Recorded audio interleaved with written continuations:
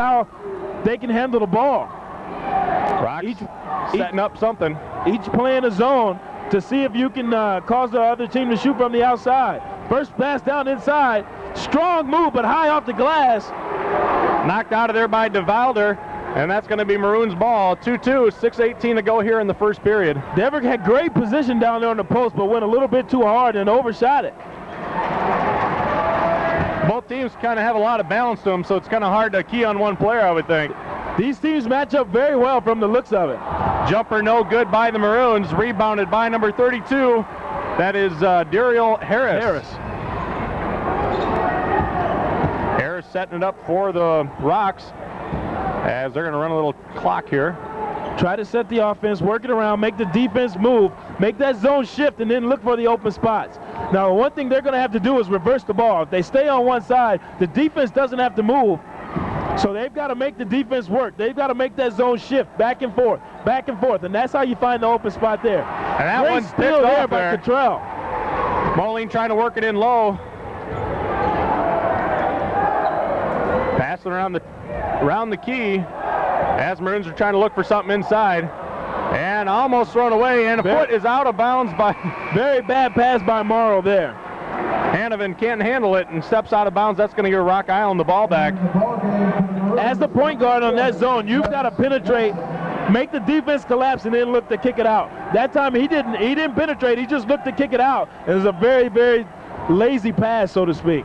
Travis Wilson into the game now, 6'2" junior, averaging 14 a game off the bench. And that's Great a jumper. Shot there by Moore. He just turns around, faces Cottrell, and shoots it right in his face. Pressure put on by the Rocks as Moline gets it across the timeline. And they're going to work it in real quick.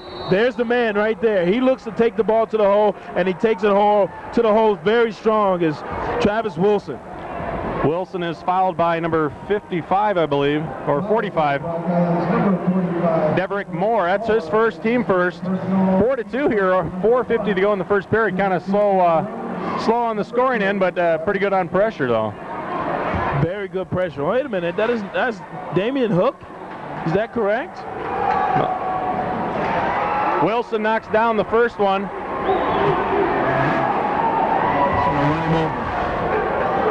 And he's looking to cash in on the second. And he misses it. Rebounded by the Rocks. Scott Dioper bringing it up the court for the Rock Island Rocks. Keone's guarded. And he kicks it back out to the top of the key. Dioper looking to set something up for the Rocks. Maybe work it down low to Moore. Moore has it.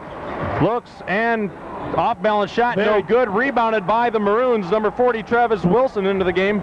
Terrible shot there. He's got to take a better shot to that. Very off balance. There was very little chance of that ball going in. Deep three put up by the Maroons, no good. That was Nick DeValder with the long jumper, but no good. Rebounded by the Rocks as they push it back up the court. And I tell you, that's a great box out there by Matt Quinones. And he takes the shot from deep, a little long, but look at the hustle to pick up the loose ball. Quinones, great pass there to Moore. Moore off the board and good for the Rocks. That puts them up 6-3. Under 4 minutes to go here in the first period. Great penetration there by Diopri, and then finds Moore just hanging out there on the box. DeValder takes the jumper, no good, gets his own rebound, puts it up off the glass. That was Wilson, I should say. Wilson into the game, already 3 quick points. Nobody went to the rebound. Wilson just strolled up, picked up the ball, and put it right back in. No one boxed him out. Deep jumper, no good. Rebounded by the Maroons as they're pushing him back up the court. That's number 20, Marcus Morrow. Oh, great move by Morrow. Basket. Morrow does a nice little stutter step at the free throw line, goes all the way to the cup and gets the reach-in foul. So he'll have a chance for a three-point play here. 32, Daryl Harris on the foul. That's his first team foul, number 2. As that's going to send number 20, Marcus Morrow, to the line to try and convert the old-fashioned three-point play. Number 44, Adam Hess. Adam Hess now into the game for the Rock Island Rocks. And the free throw is no good. Tipped away by the Maroons, and that's going to be out of bounds. Rock Island ball. Ian Hanneman there doing a good job hustling. Couldn't come up with it, but knocks it out of bounds. The Rocks will bring it up court. Dioper in command of the guards position tonight. Definitely setting up the offense real well tonight for the Rocks. Take a look at Rock Island's offense here. Neither one of the guards looking to penetrate. They're just standing out, and they're content to stand outside of that zone and look around. They've got to penetrate. Turnaround jumper by Haas. No good. Rebounded by number 44, DeVilder, as Moline tries to push it up the court. Jumper put up and no good. Not shy to take that shot. Dioper, great pass there to Harris, and he shoots it too hard. And the rebound put back by Quinones. Great follow there. Number 31, Matt Quinones. Only good things can come from crashing the boards as Quinones does there. He's been hustling quite a bit already.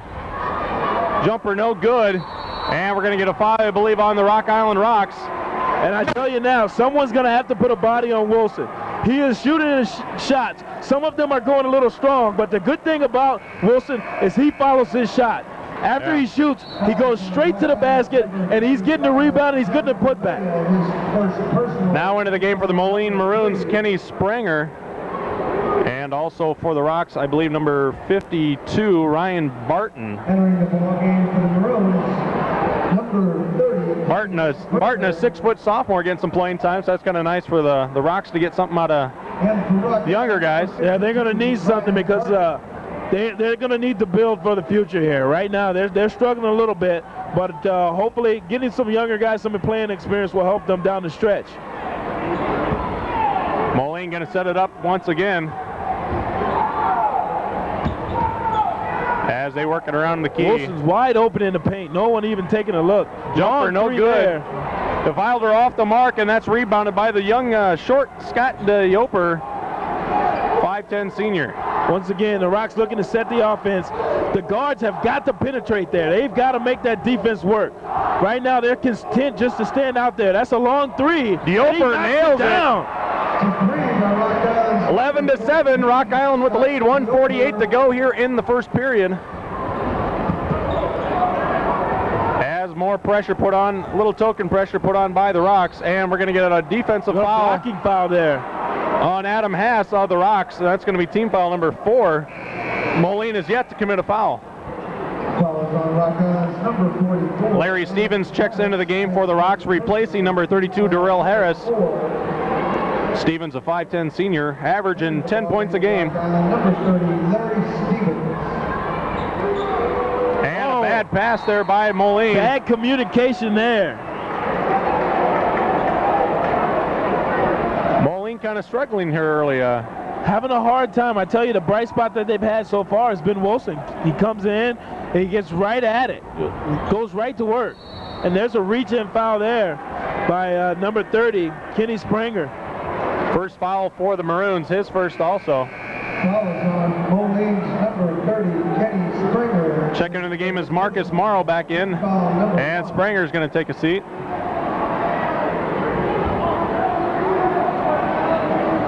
Eleven to 7, 1:30 to go here in the first period. Rock Island with the 4-point lead. Long jumper put up, no good. Oh, was that a shot or was that a pass? Quinones with the basket. Number 31, Matt Quinones. Matt Quinones. That looks like, go ahead. That looks like a play right out of Iowa That's playbook. what I was going to say, the Iowa playbook. Wilson in low, can't get it to fall. Rebounded by DeVilder. Nice little pass. And he can't hold on. Cottrell couldn't handle the pass. Nice little pass, couldn't handle it. That's a great look there by DeVilder as he goes through. He draws the defense to him, and he finds Cottrell wide open, and he just bobbles the ball right out of bounds. Little back and forth now by Stevens and Dioper. Quinones has it. Back over to Dioper, top of the key. As they look up at the clock, 42 seconds to go. They're going to wait to shoot the last shot of the quarter. They're going to hold it, get this lead here for at the end of the first quarter, and hopefully keep this momentum going. Not really looking to throw it in down low yet. Trying to set up something, maybe a little backdoor screen again. Or maybe a long three to increase the lead. Look a little confused, no one knowing exactly what to do, but you don't see a lot of pressure being applied by the Maroons. They're just content to sit there and wait for him. Coach Duncan Reed and his assistants kind of barking out some now they're starting to match up. You can see them beginning to looking to apply some pressure. Oh, great back screen pass, and he misses the shot. shot, no good by Moline, and that's 13-7. Rock Island has a lead. We'll be back on TCI, Channel 38.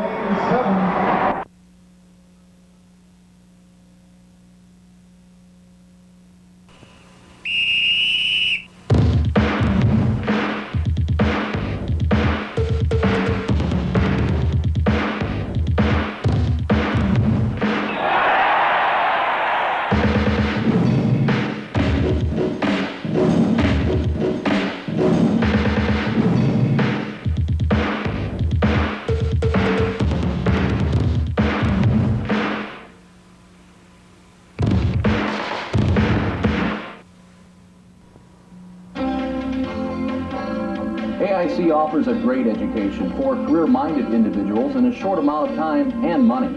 Financial aid is available to those who qualify. Will an AIC education prepare my daughter for employment?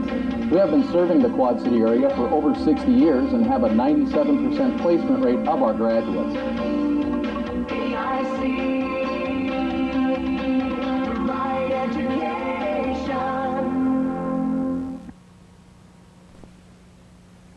Hey parents, are you looking for a unique gift idea for your kids?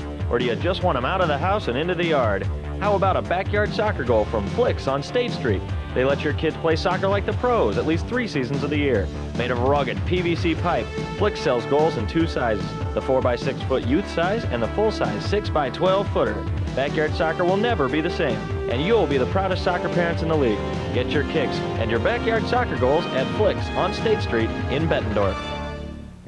Back here with the end of one, and Moline's having the ball, bringing it up court, trailing 7-13. And almost another turnover there.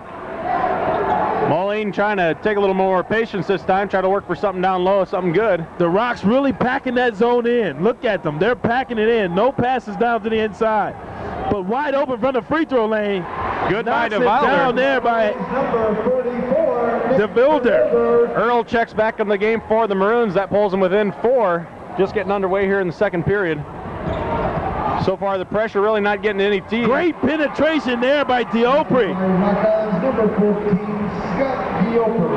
Things kind of opening up now for both teams. Not having too much problem with the full court press as Moline gets it across the timeline. And you can see the Rocks are determined not to let the inside play beat them as they pack it down. And the jump off the board is number 50, Ian Hanovan. And just as I say that, Hanovan comes up with a big shot. Wide open.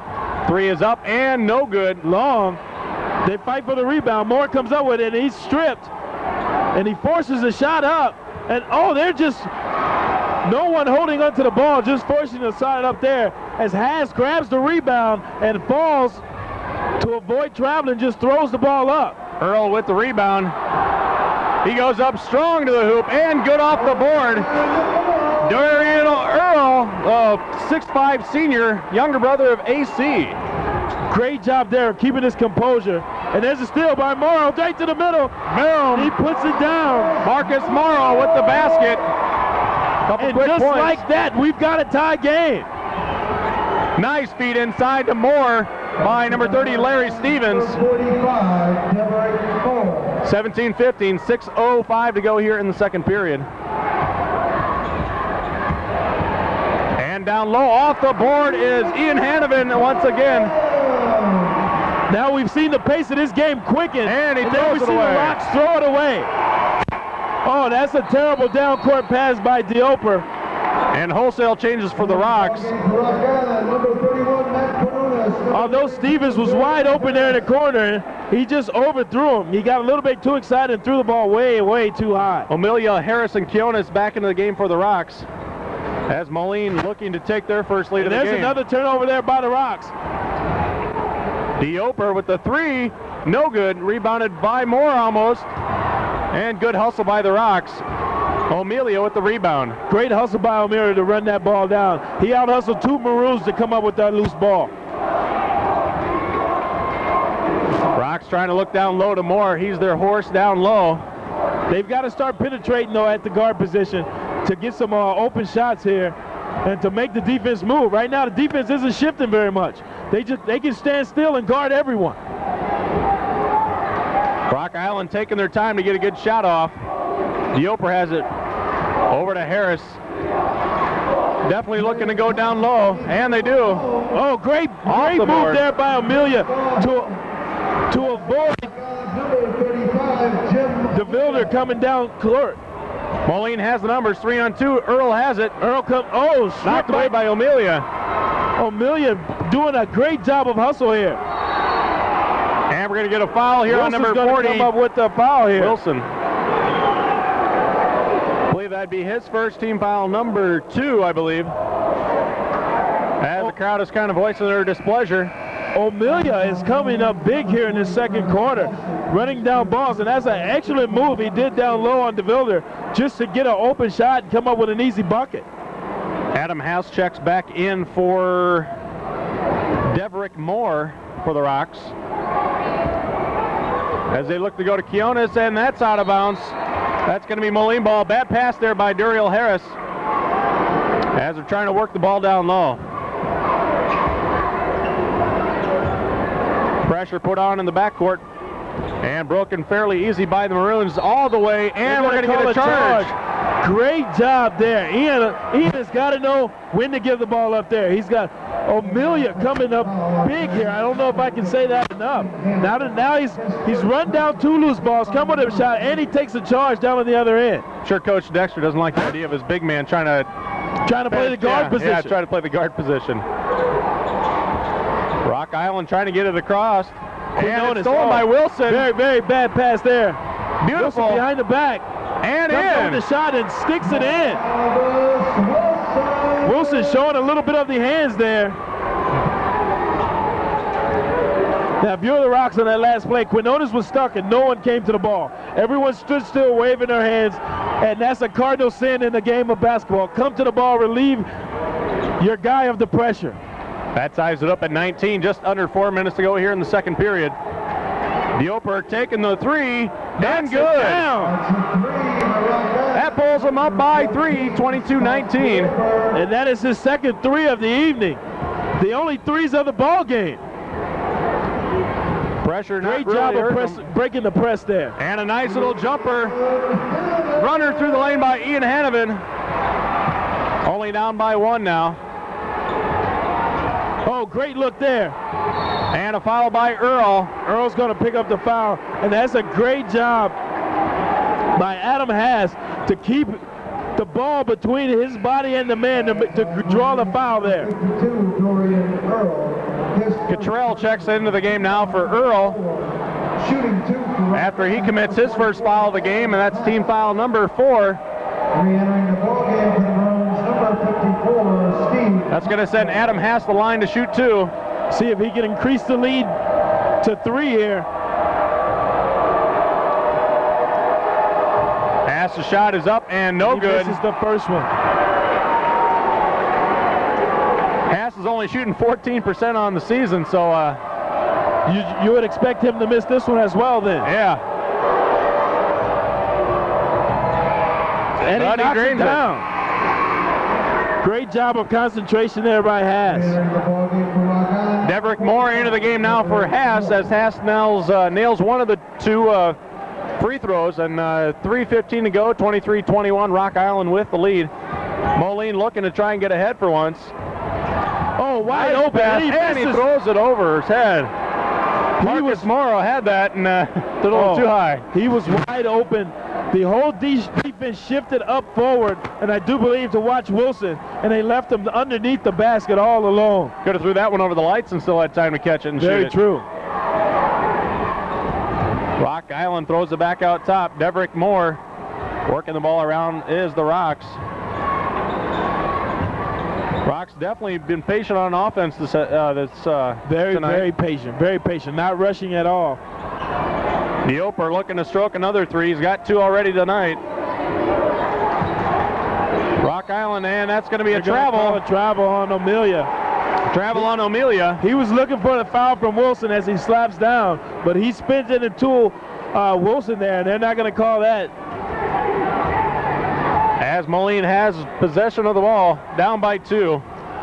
2:25 here remaining in this first half.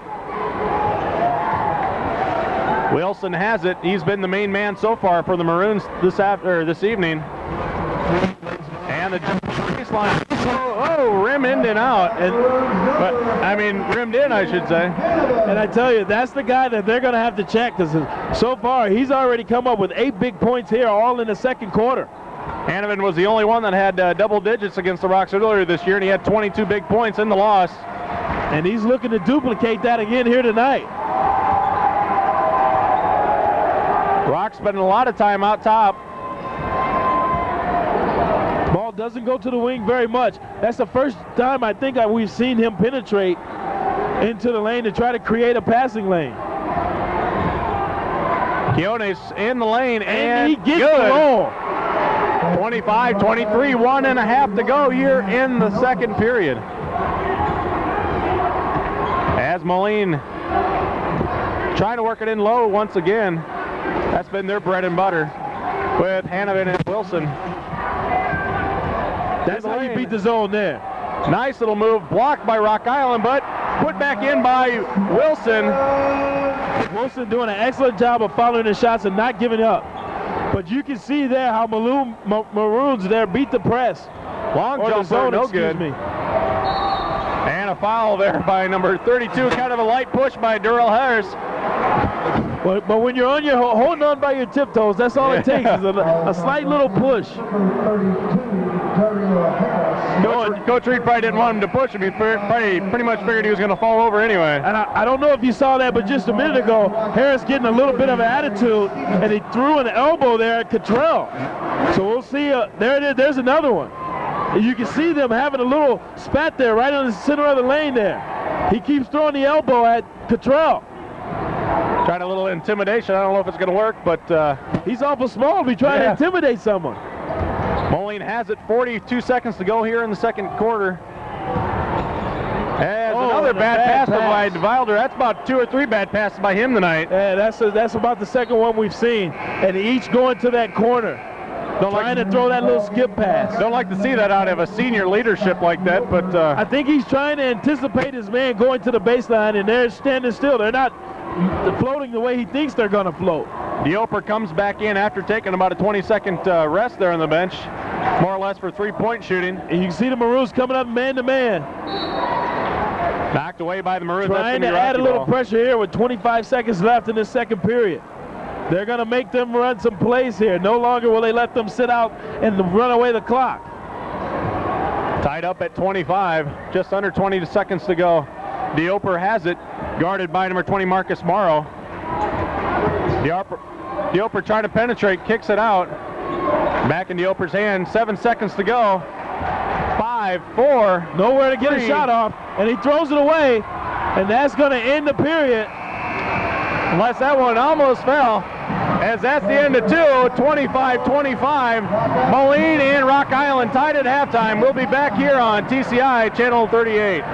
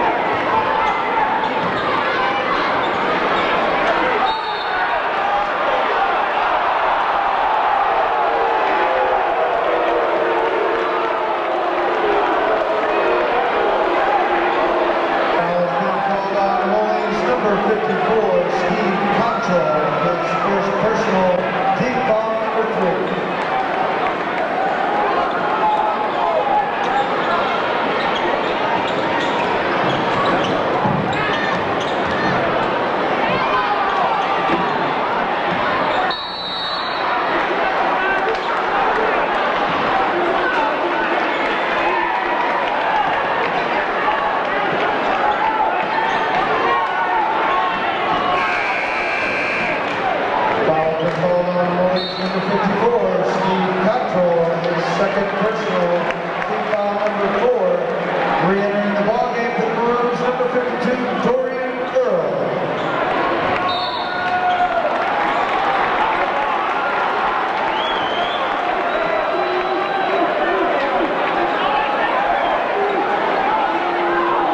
Fouls been called on Molive's number 52, Dorian Earl, his second personal, team foul number 6.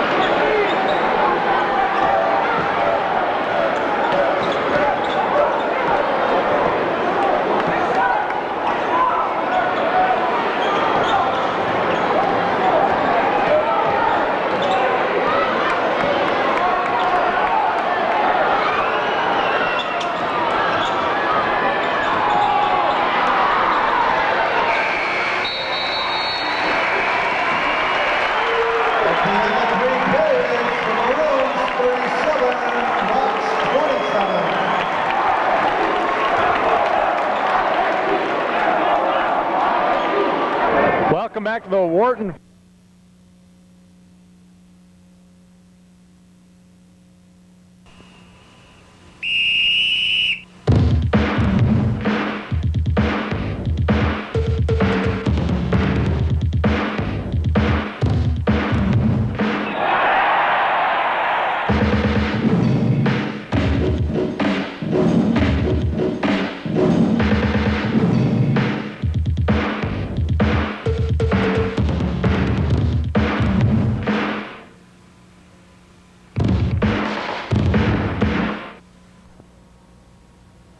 Hey, you're almost done with high school.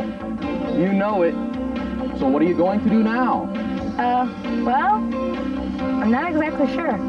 What kind of job are you going to get with just a high school diploma? Well, what will this job pay? It's time to get serious about your future by checking into career opportunities at the American Institute of Commerce. Financial aid is available. Get the right education for the future you want at AIC. Fieldhouse as Moline Maroons have the 37-27 third quarter lead. Corey Dan along with Ricardo Brooks and outscored big time there in the third period. I don't know if you can say that the crowd inspired Moline to come out in this third period or that the Rocks just fell apart there, but to only score two points in the entire third period, they've got to get some offensive production from someone. Definitely have to score a lot more points this quarter. Alley-oop. Oh, what a great pass there! Definitely planned in at the end of the third period. And then the Rocks turned the ball over. Beautiful pass and dunk by Wilson and DeVilder. Crowd loving it, and that was just beautiful. That was a design play right off the bat. You can see Moline designed that and said, look, they're playing me very lazy. I'm going to the rack. You just toss it up there, and I'll come down with it, I guarantee you. That was beautiful. Nice setup by the Moline Maroons. For Rock Island, number 30, Larry Stevens. Larry Stevens checks into the game for the Rocks, and I'm Looks still like he had to going get nuts. dressed. I think he had maybe a little blood or something on his uniform. He had to change shirts. He was still getting dressed out there. Definitely has got the crowd rumbling in here after that they beautiful are up dunk. on their feet now. This place reminds me of the Duke Crazies in Cameron there. They're getting nuts down there. Except they're not jumping up and down just yet. DeVilder working it in. They're going to run some clock, it looks I like. guarantee you they're going to be watching Wilson not to do that play again. Coach Dexter telling them to run some clock. Hanneman in low and good. Moline taking control tonight. And that's exactly what Moline wanted them to do. Rock Island changes and goes into a man-to-man, and they give it to Hanneman down in the blocks, and he says, I'm going to eat you alive down here. And the Rocks are going to have to take a timeout with another turnover. And we've got the Molines up 41-27. We'll be back on TCI Channel 38.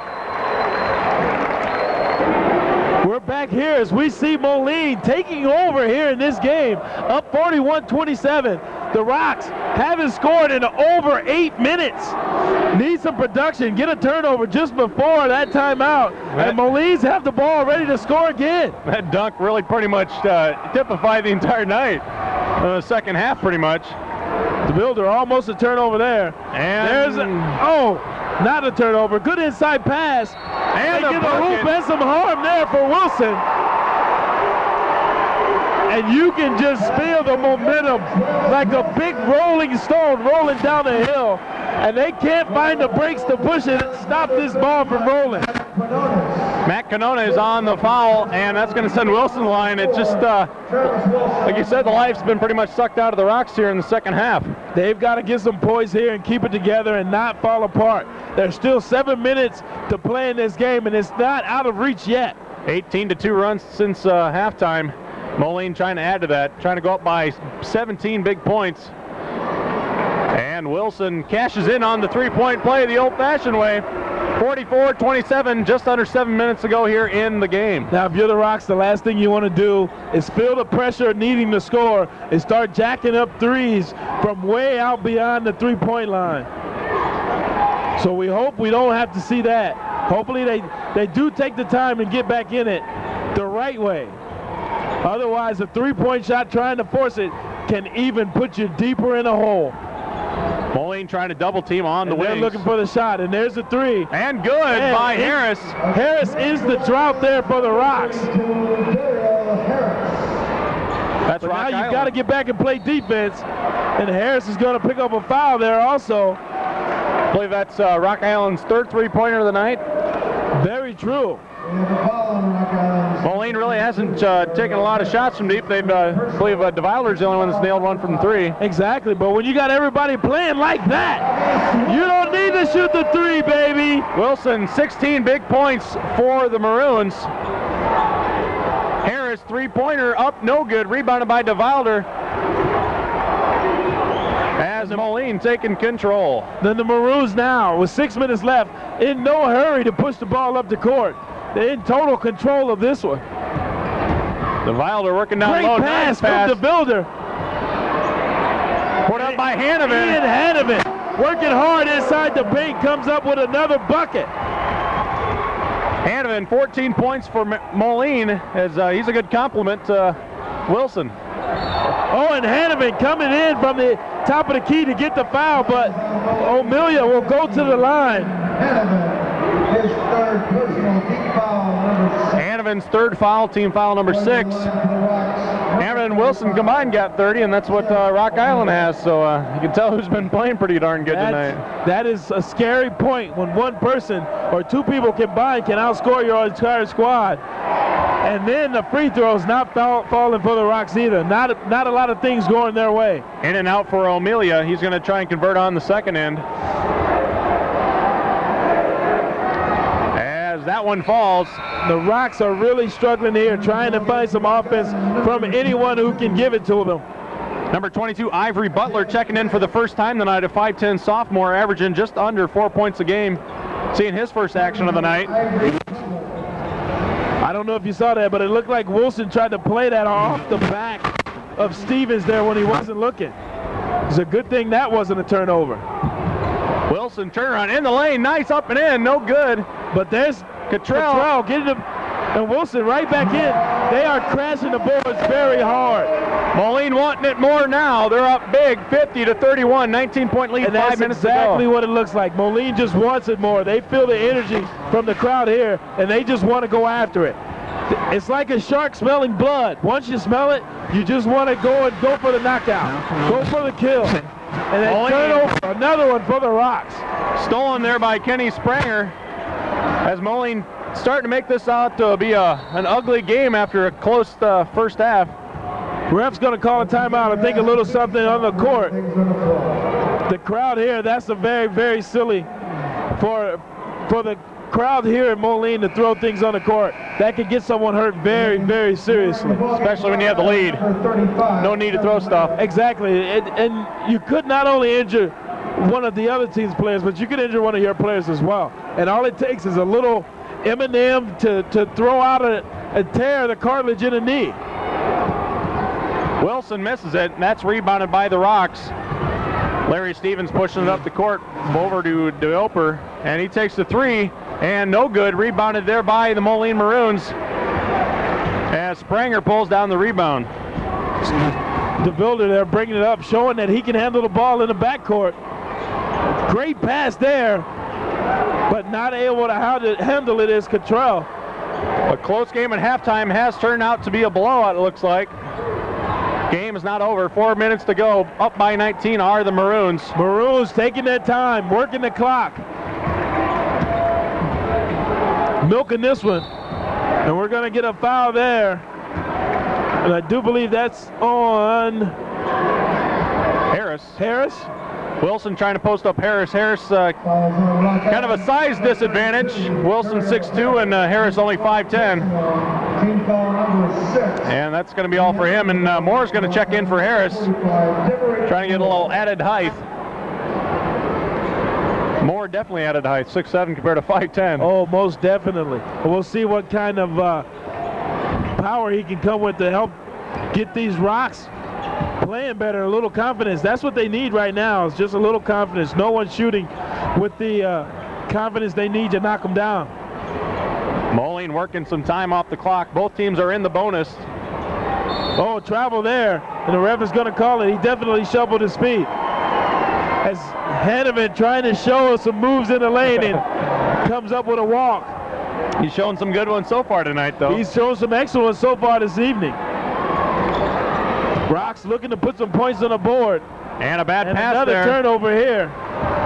Ivory Butler trying to get it in low, and his man wasn't looking, and that was all that. And that was stolen by the Maroons. The Builders doing an excellent job of running the point out there. Hanneman down low and good. Between he and Wilson, they are just taking the ball to the cup and daring anyone to stop them. And so far, no one has. Moore has it and in. Basketball Rock Island's number 45, Kevin Moore. Oh, and they're going to call a foul there on Moore. As Cottrell was on the ground, he goes to run by, and he just keeps running into him and knocks him over. And at that point, I don't know what you can say for the Rocks. When it rains and pours, they're just having problems in all phases of the game. Moline go to the line. That's DeVilder. And both teams are in the bonus for the rest of the game, so we might be seeing a lot of free throws here. Shot with the 3:09 to go, 52-33. Moline with the 19-point lead. It could be. They're in the bonus already. DeVilder shot up, no good. Rebounded by Moore. And he hands it off to Dioper. As Rock Island more or less looking for the three-pointer now.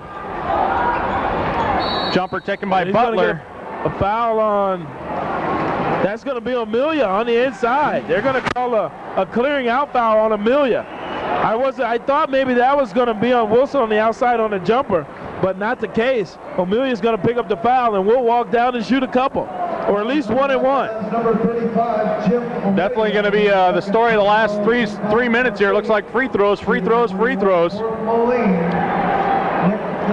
Now they've got to knock him down, though. He missed the front end of 1 and 1 last trip. Let's see if he can knock these down. DeVilder out the line shooting 1 and 1.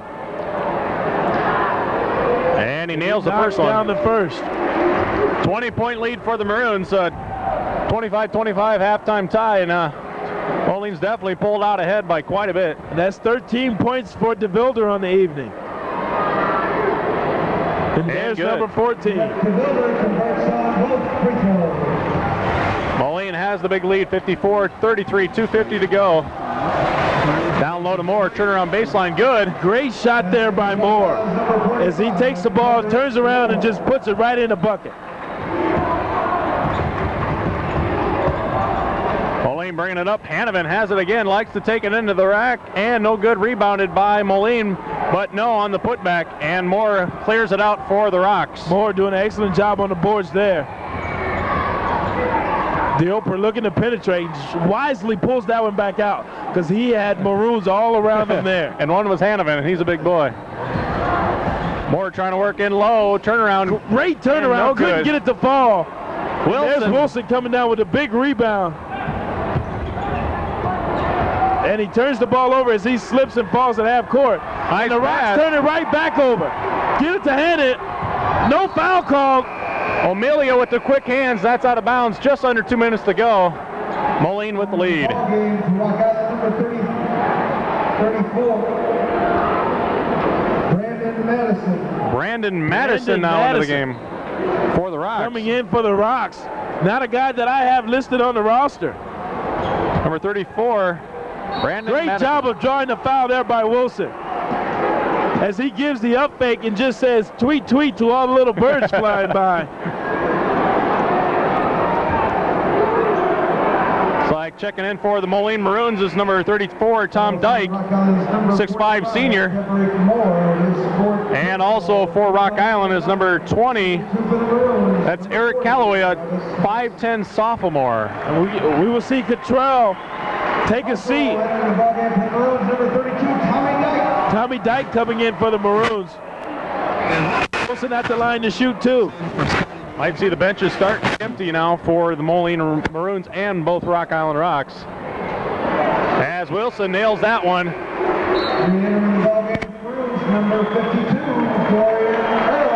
Earl checks back in for the Maroons as Wilson has 19 points. He's looking to go for 20.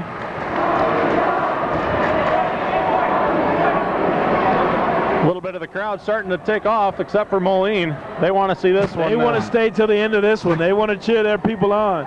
Wilson cheer on their can't team. convert. Wilson misses the second one as the Rocks bring it up. Looking to make this one respectable now. Someone's got to hit some shots. Madison with the shot, no good. Rebounded by Earl off of Rock Island. That's a lucky bounce there by Earl as he hits his own man and then bounces off Amelia out of bounds. Moline has the big lead, 55-35. 1:40 to go here in the fourth quarter. Wilder bringing it up. Harassed by Madison. As they're going to run some clock. And you can see there as Tommy Dyke got the ball, the crowd telling him shoot. Wilson wide off open. the glass. The nice Wilson off the glass. He's just pouring it on. He feels it, just pouring it on. 21 big points for Wilson tonight. Doesn't even start, but gets over 20. Oh, that is a terrible call there. As they call that out of bounds on Amelia, who was nowhere near that. I don't know where that call came from. Check into the game for the Moline Maroons. Andrew Boster, number 14, a 5'10 junior, and number 22, BJ Fisher, a 5'11 junior. Wilson still in the game. I don't know if that's a good idea. Could get hurt. 1 minute to go.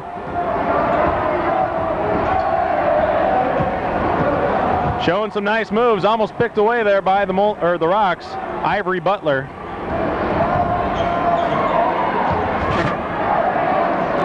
Under a minute to go here, 52 seconds.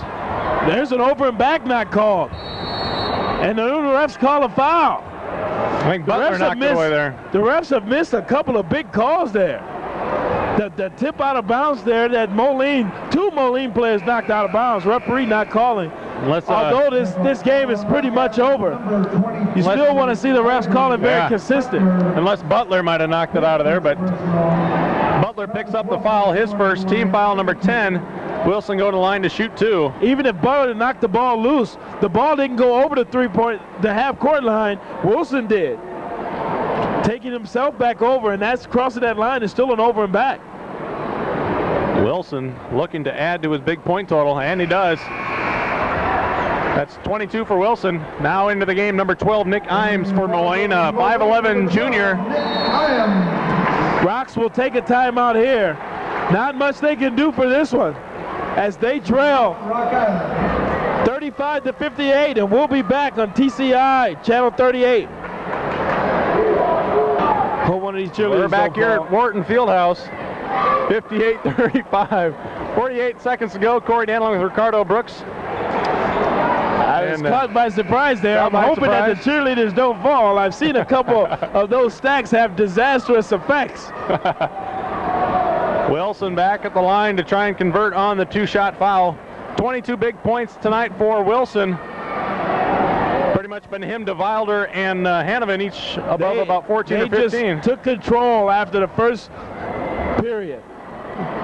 Wilson came in at about that 5-minute mark of the first period, and ever since then has been all Moline. Wholesale changes for the Rocks, it looks like. Number 20. Rocks getting that look like a deer in headlights, and there's a big three. And Rock Island's going to take another timeout. We will too. 35 seconds to go. We'll be back here on TCI Channel 38. What was that, Butler? The Wharton Fieldhouse, 58-38, Moline with the lead. 35 seconds to go here. And we got number 12, Nick Imes. Number 4, And number 4, there's Andy a travel Ryan. not called. The Moline reserve trying to get a few points in here to pad their stats. 20 seconds left. Rock Island just looking to get some points on the board here. Coach Dexter not happy with a useless foul here at the end of the game. The referees here just letting them play. A couple of violations going uncalled. And they just want to get out of here at this point with 19 seconds left on the clock and a 20-point lead for the Maroons. Foul there on number 32, Tommy Dyke, 6'5 senior for Moline. And Amelia knocks down the first one. 58-39, 19.1 seconds to go here. Amelia has 4 points, but a lot of rebounds tonight. He's been Mr. Hustle for the Rocks. He's been all over the place with drawing the charge, coming up with loose balls, getting rebounds. He's been everything for him thus far. He's been their bright spot of the evening, and they haven't had much to be happy about. And there he is coming another loose ball, and he gets the putback. O'Melia getting the baskets here at the end of the game as Moline just trying to run it out, and that'll do it. That's the ball game. 58 for Moline, and the Rocks 42. That'll do it for us on a Friday evening. For Corey, I'm Ricardo, and thanks to Greg, the cameraman. We'll see you next time on TCI Channel 38. 5-0 in the conference, but the second half, so to speak, it's tougher as they go on the road a lot more. To say Quincy's got to come back to Moline, they got to come back to Rock Island, and they have to go to Galesburg again. So they got 3 tough road trips. They're 5-0 right now. They got two games up on everybody, if I'm not mistaken. And Alleman's looking to do something about cutting into that lead tonight. Some good games tonight. Galesburg playing UT. Galesburg very tough with Joey Range. And Moline, Rock Island. Now Moline's been on a tear, but Rocky beat him early in the season, and that will be a war, the oldest rivalry in Illinois over at Wharton Fieldhouse. But we got a good one here. The Pioneers and Blue Devils, the referee's a little upset. Cheerleaders on the side tossing out. We got Joe Thompson here, one of the officials, in front of him. He's got an incredulous look on his face. He said, what the heck is going on? Well, that's kind of bad timing. If you're going to do that, just do it before the game. I was going to say, that's something maybe you do during warm-up. And a few parents behind us are yelling at as well. I guess it's a high school kid's idea. A psych, getting them, getting the advantage. Giving them noisemakers and megaphones. I'm surprised the referees, we gave him a stern look, as you said, but I'm surprised he didn't say anything. They're going to jump it up. It's Manus versus Bard. Manus tips it our way right at the camera and out of bounds. It'll go to Quincy. Go to Quincy. Well, I see the press row across the way there have already written their lead paragraph for tomorrow morning's newspaper. Douglas brings it up to Kelly on the side. Ryan Kelly, and correct me if I'm wrong, wasn't there an Alleman point guard by that name a couple years ago? Very good one, too. And a good quarterback. Douglas gets the roll. Corey Douglas. And Alleman comes out early. Zone. Unusual for the Pioneers. I joked with Larry Schulte about that at tip-off. I said, are you going to play zone? He goes, yeah. Well, I intended it was sarcastic because it almost always is when you talk zone with Larry Schulte. Manus! Sotos in the paint. And thrown out of bounds. The pressure of Boston Company gets the turnover. We're tied up 2-2 early. We saw Alleman play Moline a couple weeks ago, Dan, and they faced a zone against Moline, and I think Alleman's worked very hard. UT played some zone against them last week, so they're really ready for the zone. Sotos found a hole in the middle, hit that 15-foot jumper. Got an early foul call. Foul on Kevin Douglas. You see Quincy come out in the three-quarters pressure, and it helped Alleman there. Sotos got the first bucket. He's been on a tear. Last weekend he had 18 points, 14 rebounds, and he followed up with a 15-9 performance on Saturday. Quincy in the zone as well. They have some shooters. Sotos and Boston, name a few. Watson will come in off the bench. You mentioned Ryan Wood. The last time these two met was down in Quincy when they found out they had lost him for a while. Wood was back in warm-ups with a cast on hand. He's dressed. He will not play. Should be back in maybe a week or two. Voss, go long. Manus had position. Douglas out to the other Douglas. Corey to Kevin. Pass back to Bybee. He couldn't handle it. Jump ball. Voss and Douglas going at it. And they're going to go at it all night, Dan. They were already out here quick on quick. Fans don't like it. Voss trying to get the ball. Douglas said, I've got it right now. You don't get it. The jump ball, change of possession arrow goes to the Pioneers. Lauren Wallace and Larry Schulte, the opposing coaches. McLean, number 12, in front of the camera this side. Voss looks deep to Manus. Tried a little tip pass to Sotos. Couldn't get it. They'll clear it out. Voss comes in the leading scorer. He's at the point with the ball now, number 10. Sotos is second, Watson third. That's Sotos. He already has a bucket. Tried it again. Hey. Strong move to the basket. Again, here's Steve Sotos in the middle of the zone. They're looking for him. Ball moving, get the zone, find the hole, dump it to Sotos. And he's proved himself, like you said, the last month or so to be a real strong scorer. Well, when Wood went out, he was always known as a shooter. In fact, you talk about the scribes, the newspapers, we'll give the Argus Dispatch credit. They do the pace setter. As Steve misses that attempt, they used to call him No D. You know, all the Sotuses are pretty much known for their shots at Alleman, but now he's turned into their big rebounder. Yeah, you know, and the biggest kid Alleman puts on the floor at any given time is 6'2", so. And we may see Paul Linden at 6'6" occasionally, but without Wood, yeah, usually they go 6'2", 6'2" across. Got a little too much going on down inside. Manus, one of the 6'2" guys, called for the foul. His first team foul for the Pioneers as well. Corey Douglas will inbound. Looking out top to Kevin. Kelly on the right wing. Alleman's in the man, but it's like Pat Voss. Now they're in the matchup zone, still there. Good job of pocket out by the Pioneers. Long rebound. Going to be a foul on Frummelt as he went after the long rebound with Douglas. I believe that's on it's McLean.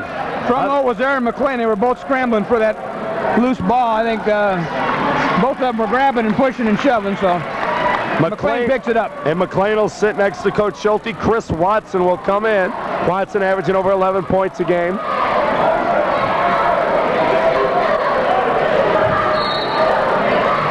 Douglas, nice inbound pass. There's a travel. Second turnover for Quincy.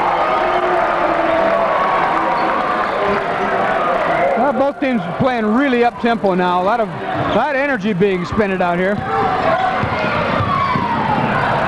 Frummelt may have got away with a drag step there. Watson just checked in on the drive. And another foul on Quincy. This one's on Bybee. Third team foul for the Blue Devils.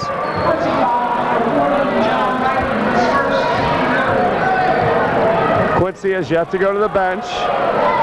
2.5 minutes gone by. First quarter action. It's 3-2 Pioneers. Sotos and another foul. Well, we're calling pretty close to the vest right now, Dan. They're not letting him get away with any reaching in or stepping in and giving that knee job that sometimes you see those good defensive teams get away with. Second foul on Ryan Kelly, already 4 on the Blue Devils. Inbound to Voss, out to Nate Frummelt. Looking around, kicks it to Voss. Paddle, take a three. Got it. 6-2 Alleman. Well, Voss leads the team in three-point shots attempted, and naturally three-point shot is made. He's shooting almost 35% from three-point land. That's pretty good. Another turnover. Good defense by Jeff Manus there. Third turnover for Quincy. In fact, Voss, one of the top three-point shooters in the conference. Came in 15 of 36. He's 1-1 tonight. And he's really streaky. He gets hot. He can carry your team for a quarter or so. Gets on his long-range shooting. Manus' shot knocked out of bounds, blocked, but off the behind the backboard. You see the pipes coming through. Knocked off of bounds, so Pioneers get it back. Inside of Sotos, he's done damage already. 5 points for Sotos. It's 8-2 Pioneers. And last week against UT, it was Sotos and Voss first quarter that really carried the load. And those two are up there on the trap, but they're going to get Voss with the body. His first team foul, third for the team. First foul for Voss, third for the team. No substitutions. Now check that. The big guy, rebound, says checked in. Douglas looking for a second bucket. No. Rebound, Sotos. There he is. Excellent position. He's got good spring in his legs, but he's a quick jumper too. He gets off the floor faster than other guys. Last Friday he had 14 boards, 9 on Saturday. Looking to add to it. Averaging around 7 a game.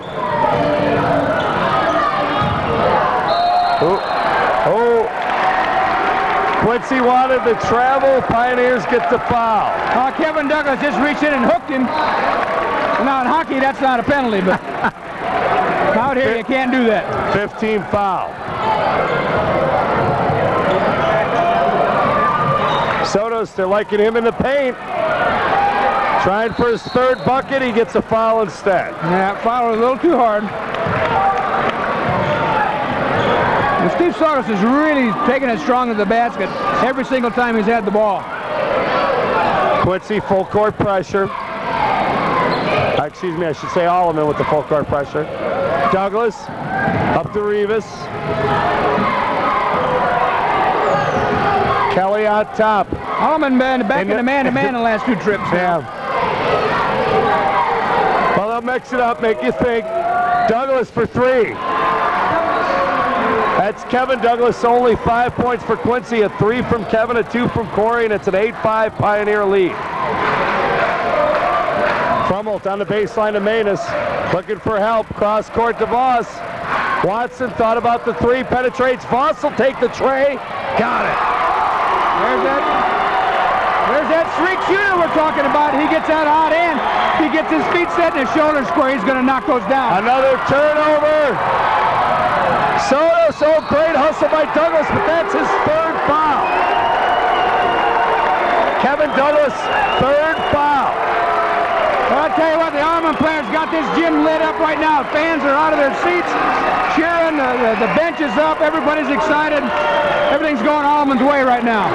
Voss, 2 of 2 from 3s for 6 points. Steve Sotos has a 3-point play and another bucket for 5. He'll try to add to it.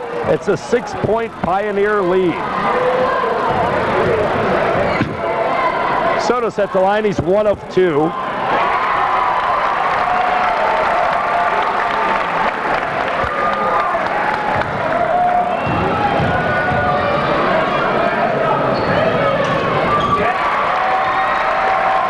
Well, he's good on both of those. 3 of 4 from the game. He has 7. Voss has 6. It's 13-5. Schulte's Pioneers. Under 3 minutes, first quarter action here on TCI. Cable channel 38. Rivas inside. Nice move by the big man. Kept that ball up over his head. Good Alleman defense, but he just didn't have everybody match that height. Well, Coach Schulte was worried about Rivas and Vandehar coming off the bench, and now there's an Alleman turnover. Nate Frummelt can't believe it. Says, boy, I was getting pushed, shoved, hacked. But he picked up his pivot foot before all that happened, the ref said, so that'll be a turnover. Ball goes back to the Blue Devils. Second turnover for the Pioneers. It's 13-7 once again. We're nearing the 2.5-minute mark. Corey Douglas showing his brother he can bury the tray as well. That was a smooth-looking shot there. They cut the lead to 3. Pioneers break the pressure. Sotos for 3. Little long. Nice rebound there by Bybee. He comes in averaging 6 a game. Ooh, long pass. Good catch by Kelly. Really, good hands. Stole away, another turnover. Voss will pull up for 3. His 3rd 3. Count it. He's 3 of 3 from 3-point range. The fans are loving it. 16-10, Pioneers up. Minute 40 left in the first. Ryan Kelly for 3. Long, rebound Voss. You know, he was the second leading rebounder to Sotos in a couple of games already at 5'10", point guard. Well, it's only a couple 3 inches shorter than everybody else. Why not? You know, the last game we did, he's going to try it again. Long rebound Frummelt. And another foul, Douglas. That's Corey's first, I believe. But they're in the 1-on-1, the bonus.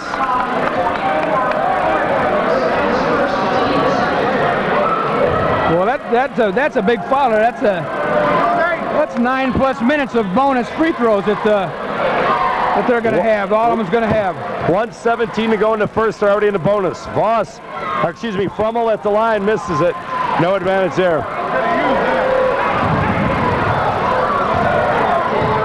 Big rebound by Rivas. Gets it to Douglas. I'll bring it up. Down 6 with a minute to go. Douglas with another 3. Long. Rivas inside. That's a big play. That's a big rebound and a bigger putback. He's an athlete. This is the kid they were worried about, the coaches, the Alleman coaching staff in the pregame. This is the one all the jokes were made, how he came up from Panama or wherever, you know. That Jeff Maynard's his second foul. He's going to go to the bench. And here comes Alleman's lone big man, Paul Linden, checking in. He's 6'6". Rivas at the line, trying to complete the three. Had a lane violation. Quick whistle, I know that. Let's see. I didn't need to blow the whistle. Inadvertent whistle. Inadvertent. So Alleman's still up 4. Fumble. Out top to Voss. All the folks right in front of his called a foul right here. They saw it. They're going to sit on it now.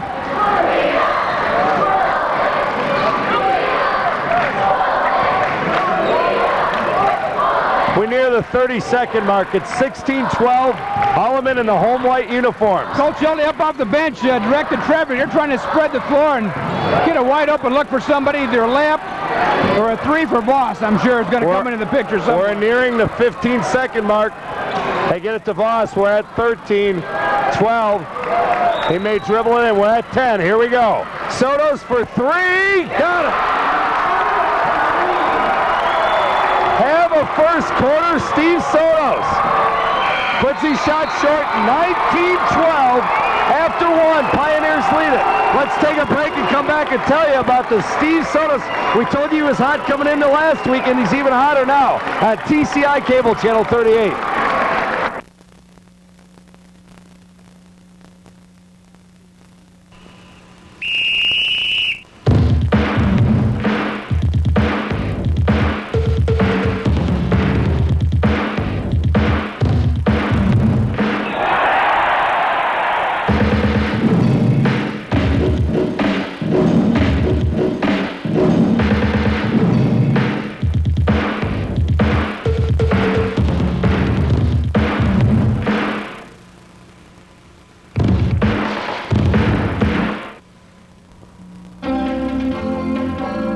AIC offers a great education for career-minded individuals in a short amount of time and money.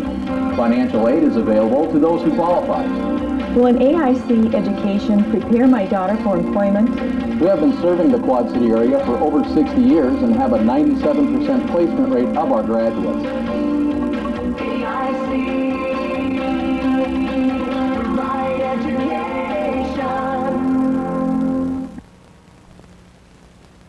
Hey parents, are you looking for a unique gift idea for your kids? Or do you just want them out of the house and into the yard?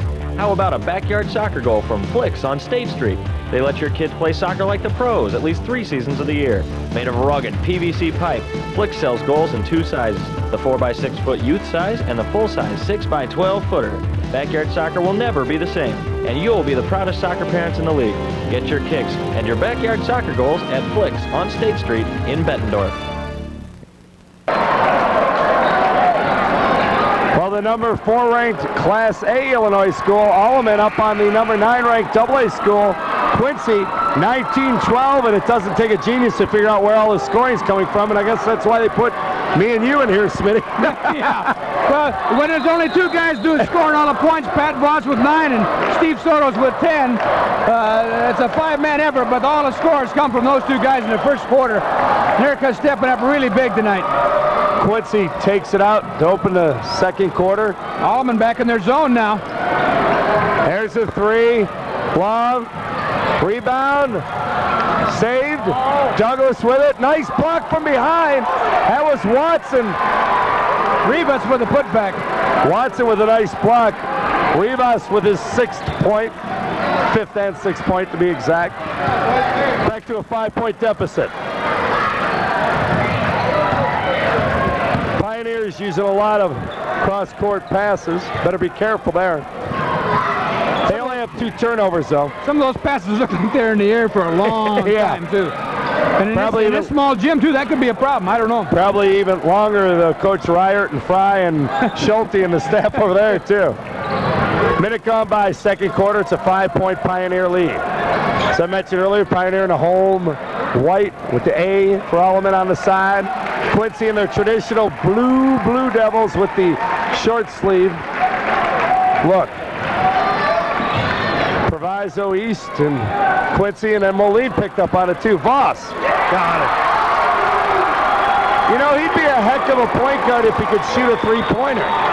Yeah. What is he, 4 or 4? 4 for 4. No, he missed one. 4 or 5, you're right. Or was that Sotos that missed that? No, he missed one, you're right. 4 or 5.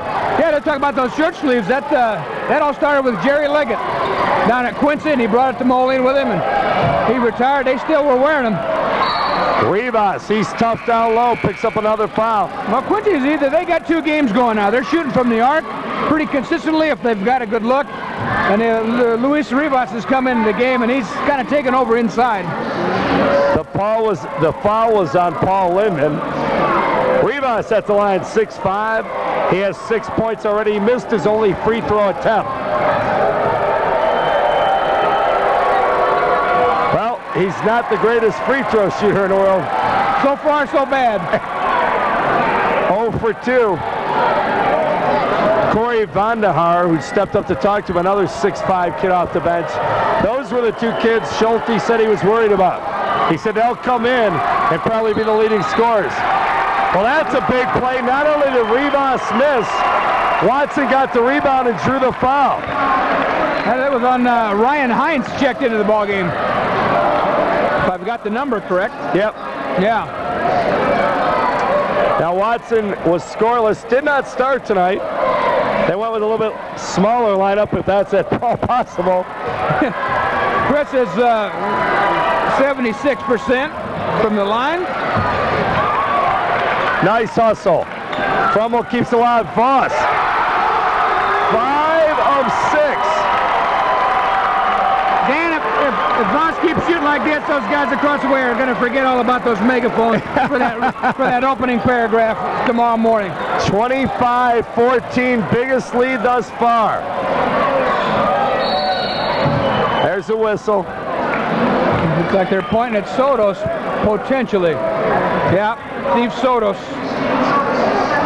picks up his second. And that's the 7th now, so that puts Quincy into the bonus. At the line will be Vandehar.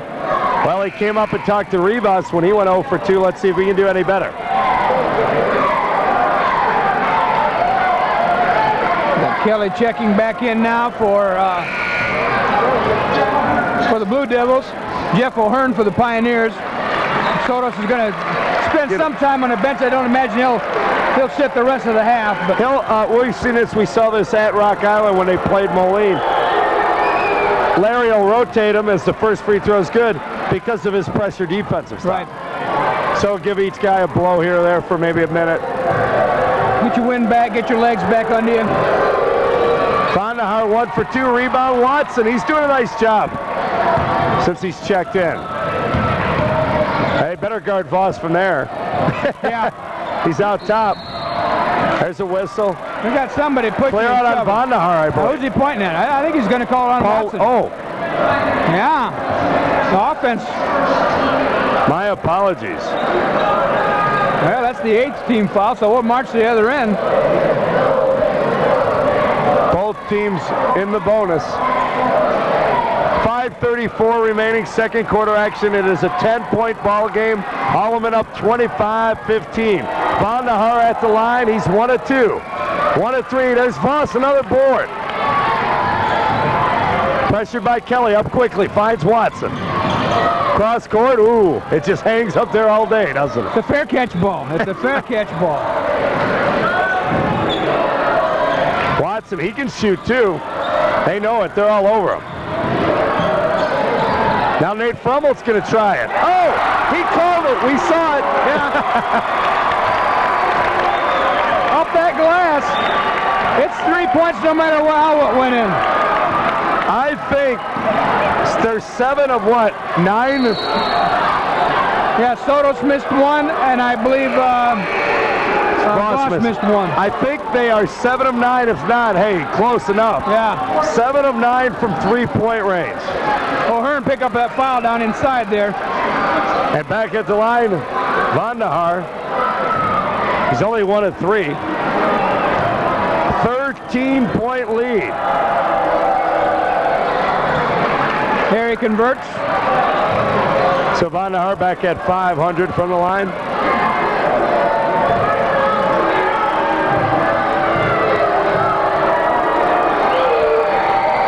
Misses that one. Nice hustle by Kevin Douglas. Voss traps him with Watson, though. They're trapped in the corner looking for a 5. Good hustle there. Nice diving effort by Frummel. Oh, look at Douglas. Ooh.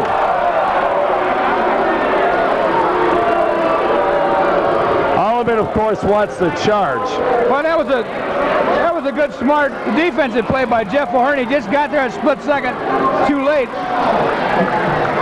So I tell you what, Kevin Douglas, he's listed 5'10". He looks like he's about 5'7", but he is active around the ball, cutting back door, getting a long rebound, and making his free throw. We got Manus and Soto's getting ready to check back in the ball game now. For Linden and O'Hearn. And Quincy, that was Alleman's 10th team foul, so Quincy will be shooting 2 the rest of the way. And Kevin Douglas makes both of those. He's a junior, as is his brother Corey. I tell you, 24, Corey really looks like his uncle's. Yeah, you can see that Bruce Douglas look at him, and he's wearing that number too. Another foul, though, on Douglas. Corey Douglas this time. That's his second. Kevin has 3. Foul now. Hey, let's go, buddy. Nate Frummel at the line. He missed his first attempt from there. He has a 3-pointer. 10-point lead for the Pioneers. Well, he's having trouble at the line. Well, both teams will be shooting 2 free throws for the next 4.5 minutes.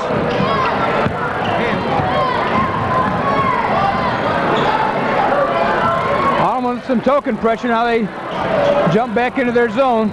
Douglas to Kelly. Vandahar.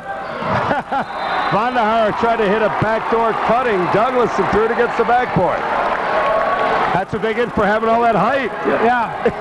Because that surprised everybody. Everybody just froze. Nobody even moved. 28-18. We near the 4-minute mark. Frummel had Manus open for a moment, could get it to him. Now he does. And back at the other end, the big men are having trouble with that backboard. Oh, there's a foul. They finally call it. Oh, the Alleman crowd boos, but we saw it from here. In fact, Smitty, we were talking wrestling meets earlier before the game. You thought you were watching Rosenthal and Bam at the UT Moline meet last night. It was on that low single down there. That's going to go on Nate Frummel. So we'll march. We're going to do a lot of marching now, back and forth. Free throw lines, I got a feel, in the rest of the half. Ryan Kelly at the line. Ryan Kelly brings in a 7-point scoring average. He's at the score tonight, so he'll be shooting 2 free throws here. And neither team is lighting it up from the charity stripe. That's too close. Too close to the basket in Alleman's case.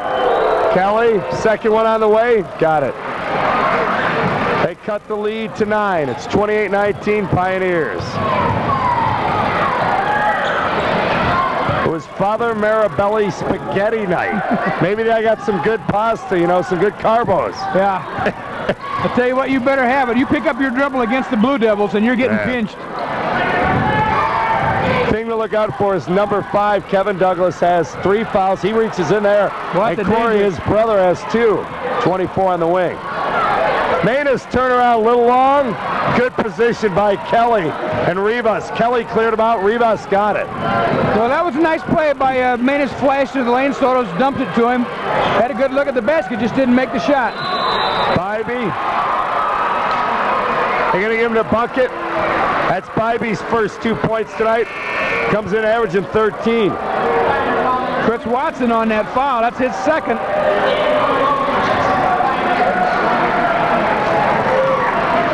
Well, Quincy's starting to take a little control, it seems like, the last couple of minutes. Well, they've kind of weathered that early storm, and they're going to chip away at the lead. Down to 7. And maybe more. Nope. Brummel with the nice hustling board. Voss to Coin Logan. Ooh, stepped back at that line. It was awfully close, and that's a quick whistle. I think the referee may have realized he missed maybe a possible backcourt when the foot stepped back and made up for it by calling a quick jump ball. Yeah. Pioneers will keep it. As long as we're talking wrestling, that's... The crowd yelling it wasn't jump ball, but it was backcourt that he missed. That's exactly what it was, the makeup call. Soto's getting a long pass from Voss. 28-21, we're under 3 minutes. Pioneers up by 7. And led by as many as, what did we have, 15 earlier? 13. 28-15 it was at one time. So it's a 6-0-1. Could be more. Douglas, nice defensive pressure. The chase and the foul. Is it McLean? That could be McLean or Frummel, either one. They both were going hard. Let's see who we're looking at here. We haven't signaled anything yet. He looked at McLean, but like he said, it could be either one. McLean raised his hand right away. Frommel's out of the game already. Yeah, it's going to go on McLean. Second foul for Kevin. We've got a lot of guys with 2. Corey Douglas with 5 points, his first trip to the line. Comes in shooting 64%, and he misses.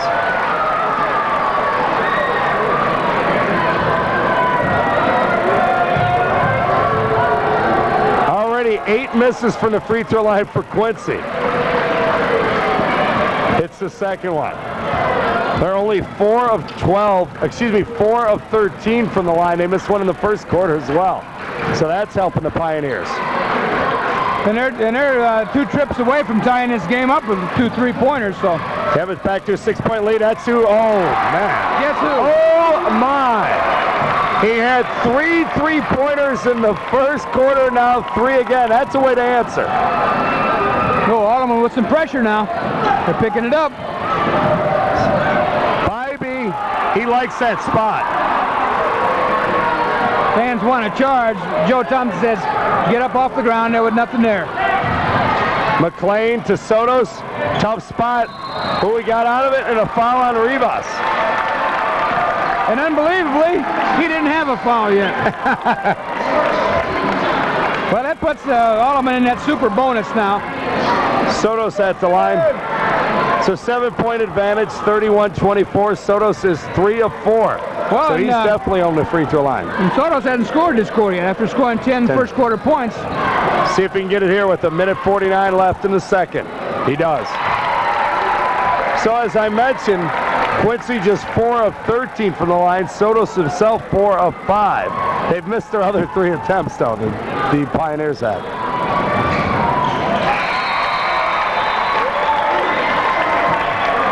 Well, they stretch their lead back out to 9 now with 1:49. Got Jake Smithers coming in. Paul Linden back in the ball game. Chris Watson goes out, as does Sotos. First time we've seen Jake tonight. Jake will give you some good minutes. Here comes the pressure. Pioneers. McLean picks up Kelly. There's the trap from Voss. Gets it to Douglas, falling down. Another 3 by Douglas. Long rebound. Voss eventually gets it. Boy, he's slick with the ball, isn't he? Ooh. As I say, he almost turns it over. I jinxed him. But, I mean, he got out of a double team up here at the other end between Douglas and another Quincy player. Well, he was coming across the lane and had Linden on the left side of the basket, but quick hands of Quincy knocked it out of bounds. Sotos checks back in, Linden out. 33-24. Sotos off the window. Oh, he's doing it all. He pulled up in front of the basket. He's went off the glass. He's hit free throws. He's hit a 3. And now he's pushing on defense. Rather, that is not Sotos. That was Smithers with a little shove and a kick. I gave it to Sotos. No, but the bucket. I was talking about the pressure up here. Okay, the foul. Yeah. I said he's doing it all. Then I saw him shove, but it was 34, not 32. Paul Alleman back in for a little defense. A little offense-defense here. And O'Hearn will come in. Manus will sit. And O'Hearn comes in the defensive stance like way off the bench. That's good to see, actually. Yeah, he relishes that role. Bybee, nice pass to Rivas. That was a pretty play. Good ball movement. Bybee knew right where Rivas should be, and there he was. He just dumped it to him. Easy 2 for Rivas. Well, Rivas is good on that left side, and Bybee's real tough on the right side. They're 2 of their top scorers. You can see why. Back to a 9-point advantage. We're under a minute. 35-26, Alleman. Maybe looking for one. Remember, Soto's hit a 3 to end the first. So watch for 32. He's not in right now, so watch for him on the bench. Yeah. Although Voss, I think, can handle. It's a long 3 from there. Yeah. I forgot he checked out during the defensive stop. McLean actually turned around and looked at him. And they said, don't look at me, just listen to me. I don't know if that's what Larry said, but he's doing a lot of coaching and barking. Up, substituting, we're nearing the 10-second mark. Voss with it. He's already got, what, 6 threes already. And why not? Not the greatest shot in the world. Pat said it was blocked. The referee said, I don't think so. Well, it was blocked, but it's rooted in his shooting percentage. He's only 6 of 8 now. Doggone it. You know, he's only shooting 75%. 5 seconds. Quincy's going to launch another bomb. Oh! Ooh, there's a tough strange ball. Fans don't like that. That's going to be O'Hearn's 3rd. And I don't know. You know, from over here, and we're not having a replay, but the Quincy guy was going hard to split between the 2 guys. He might have got him with the knee a little bit. Adam McNett, who checked in, you could tell he didn't want to shoot. You know, he was looking for somebody. He was going to give it up. But now he's going to have to shoot some free throws. There is no time on the clock. Wait a minute. There's no time down here and 2 seconds down at the other end. So that's one of those deals where you don't have time to get a shot off. It's just got to be a slap, a tip type. Well, that pays off, and that'll do it. Well, nonetheless, it's still an 8-point lead. Pioneers got to like that. 35-27. We'll be back with the stats in the second half here on TCI Cable, Channel 38.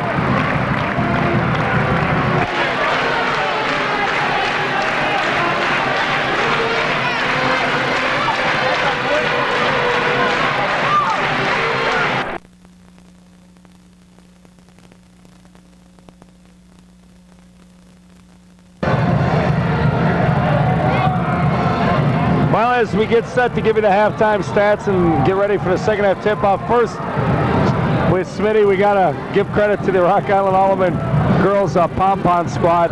The music cut on them about 7 or 8 times, and a couple of girls continue to just go through their routine on a timing basis, and then everybody picked up on it, and even the crowd got into it because it was to songs from Grease, Lightning, Hand Jive that everybody knows the by crowd heart. kind of kept the beat going for them, and they yelled through it, and you know what? They got a standing ovation. It's probably the most applause they've gotten all year.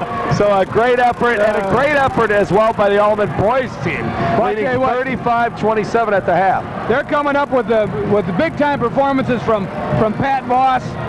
Not only a floor general, but we got him for 6 threes tonight. He's 6 out of 8, I think, is he not? Yes. No, 6 out of 9. Remember that last one on baseline. That last one off the side of the glass. That may have made him 8. Yeah. Yeah, it was 8. 6 for 8. You're right. And Soto's hit one, and Fromel hit one. They got 8 3-pointers in the first half.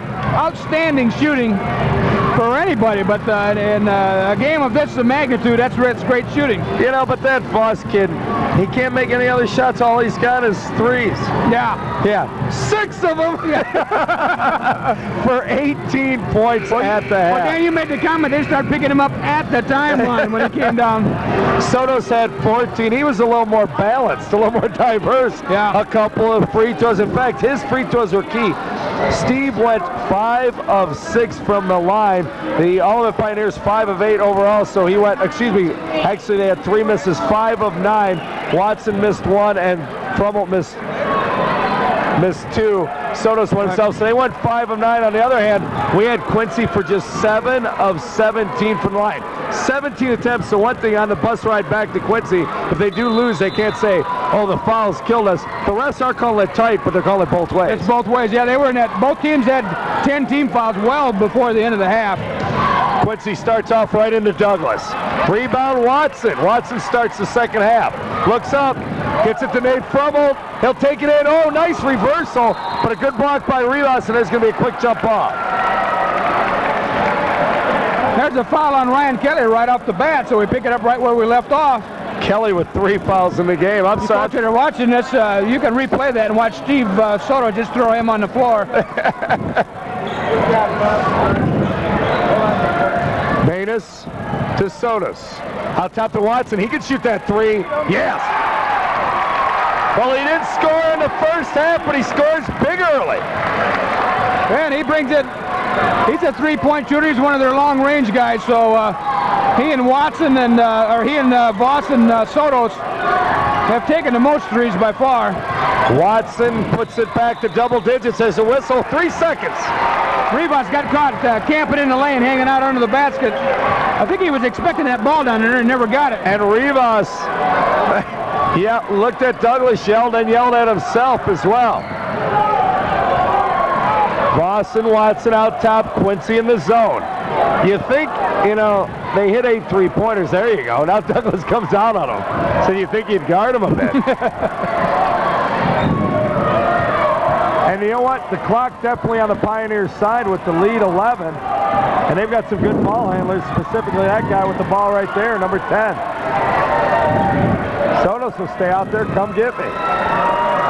There's the back door. Yep. And there's the whistle before that play even took place. Going to go on Watson. Watson trying to clear out. That's the 3rd foul for Chris. Oh, I think Larry stole that when he was over as a Rock Island assistant. Well, they caught Chris moving. He was setting a pick on the back door, but he was moving a little bit, so they good call by the official. 38-27, under 6.5 minutes to go, 3rd quarter. Rivas, he has 8, misses that one.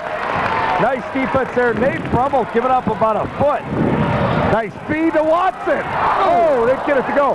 Look at the hustle, Sotos. Steve Sotos, 16 points, rebounds, free throws. He's really come out the last couple weeks. And Lauren Wallace wants a timeout. You can understand why. 13-point lead, 40-27, and he's all over Rivas. Yes, he is. Here. Steve Sotos, he tipped that ball to himself in that rebound to keep it alive. Got it, put it back up right through the arms of Rivas, and Rivas is getting chewed for not being strong enough on the boards, I'm sure.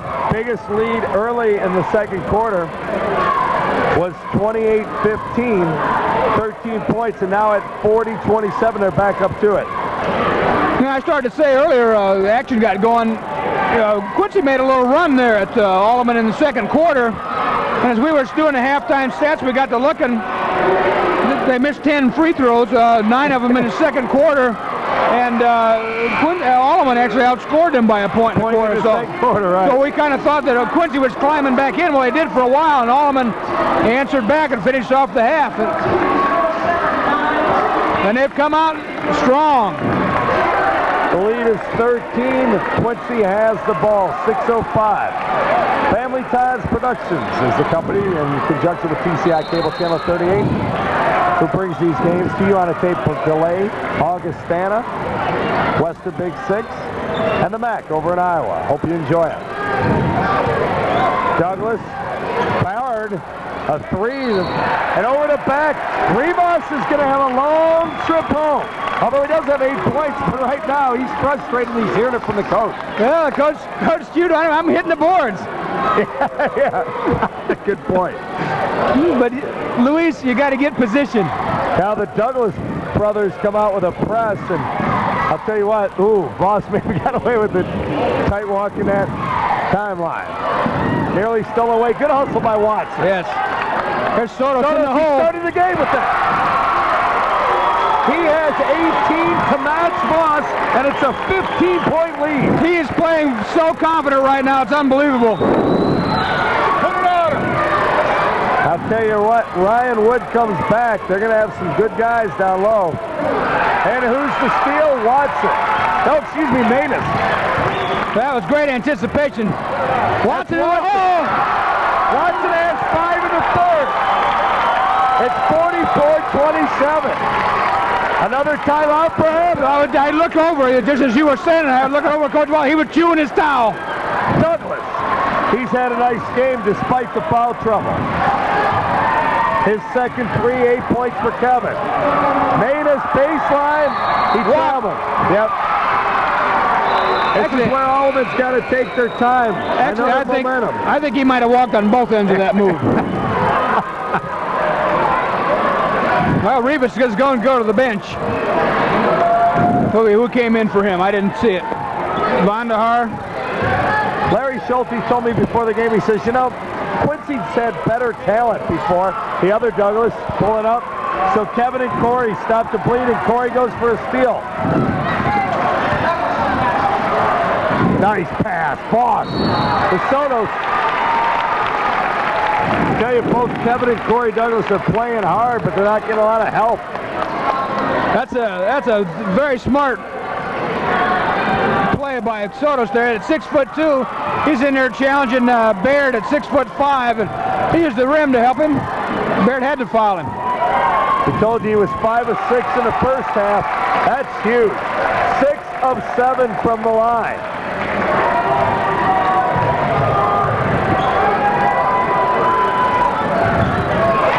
Seven of 8. And what do we got him for? 20 points now? 20 points. 10 of those in the first quarter. 46-32. 14-point lead is Alleman. I was saying Schulte said they've had better talent, but this team's been playing well together. They're playing with confidence, 5-0 in the conference, but as we talked about, they haven't really been making the long road trips. Oh, Manus with a nice tip. Rebound Watson. Chris kicks it out. Boss, not again. Oh, a little short. A little short. Look at Kevin Douglas. Was he quick? Nice beat inside. Good block, Manus. Manus is keeping it active. And a foolish foul. Watson with a nice... That's one of those deals where you see so many times in high school, guy goes in and gets a shot block, he's frustrated, he's mad, and he picks up a foul within seconds of the turnover. Smart play by Watson, kind of leaning into Vandahar, making the contact, drawing him into it. Vandahar's first, team's fourth here in the second half. A lot of times you'll hear a coach, be it NBA, high school, college, talk about they just want a body to be active, a big guy to come on the bench, tip rebounds, keep the ball alive, block a shot, or just contest a shot, and that's exactly what Jeff Manus is doing. He has the ball right now. Hits Sotos. Sotos to the cup. 22 points. Steve Sotos, what a move along the baseline. Dan, he's shot us all night. He shot 3 points. He's shot in the paint. He's taken it to the baseline. He shot free throws. He's worked on the side. He banked one, and now he's working, like you said, baseline. Boy, is he playing well as of late. Bard. Vandahar. Douglas. That's what's keeping him in it. That's his third three. That is definitely what's keeping him in it. And there's a foolish reach in. Bybee.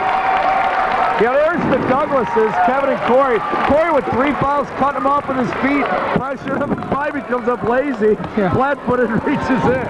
Takes a swipe, yep. And there's a little frustration coming here.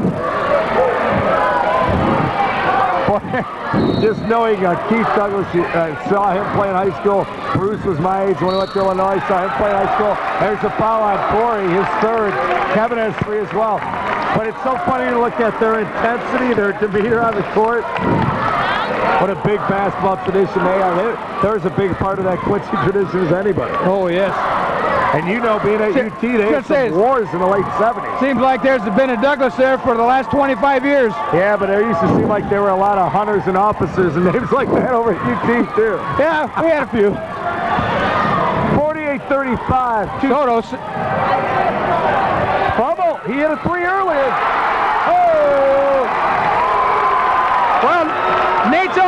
6 points, but he's got them both on threes. Back to 16 points, 51-35. The crowd is loud. And another turnover. Boy, is this just going all Pioneers. I think Luis got caught in the paint again. Coach, 51-35 with 2:22 left. Alleman in no hurry, but I'll tell you what, they're so hot, they're beating the press, getting open shots. Well, Quincy's putting that pressure on, trying to make Alleman play a little more up-tempo. They get it across there. Now they can get in their half-court game, work the ball around. Manus, he's open. Misses it. Look at Sotos. Look at Steve. Keep it alive. There's Watson. Watson's been a terror in the second half as well. Alleman boys are just playing with more intensity, more heart. They're just out hustling them right now. Well, definitely down lower. Rivas and Bybee and those guys are kind of flat-footed. And Manus and the boys are giving up a couple inches. I mean, you're looking at 6'2", 6'2", 6'2 across with Watson, Manus, and Sotos. Then they got a couple of 5'10 guys in there. There's one of them. Kicks it out. Watson! Yes! 8 points all in the third quarter, the biggest lead of the game. 3 more threes. That makes it 11 for the game. They're going to try to answer Quincy with a 3 long rebound. Douglas to the other Douglas. Kevin to Corey. Inside. Oh, yes! And you see the celebration by Manus on the hardwood. You heard the crowd behind us. Offense. They weren't saying more offense, Quincy. They wanted the offensive foul. Oh, Rivas, look at how slowly our camera's pointed the direction of all. Rivas walked like he was walking death row. You know, well, he knew he had to walk by Coach Wallace. I'd hate to be Rivas, get on the bus, and Coach Lauren Wallace said, sit next to me, Luis. We're going to talk on the ride home. Luis's English could get real poor all of a sudden. No comprende. Watson. What are we looking? How many threes has Alleman hit? You said I think they're at 11. They got 3. They had 8 in the first half. They got 3 already here in this quarter. Manus going strong. We got to reach in. And that's his 4. That's 4 on Kevin Douglas. I think they're 11 of 15, I think. I know Voss missed 1 this quarter. Yeah. So they made 3 and missed 1. So I'd say they were about 11. Close enough. They're on fire. That's all we know. I think they're probably going to keep putting them up. What do you think? Jeff Manus at the line. He's yet to score, but he took a charge. He got a tipped rebound. He blocked the shot. He's being active. That's what I'm talking about, that active body. Right. Oh, yeah, he's doing a lot more than putting numbers in the box score right now, Jeff Manus is. We're under a minute and the third quarter to go. If Manus can bury these, we'll have a 21-point lead. Number 9 ranked team in the state, AA, 5-0 in the W Big 6.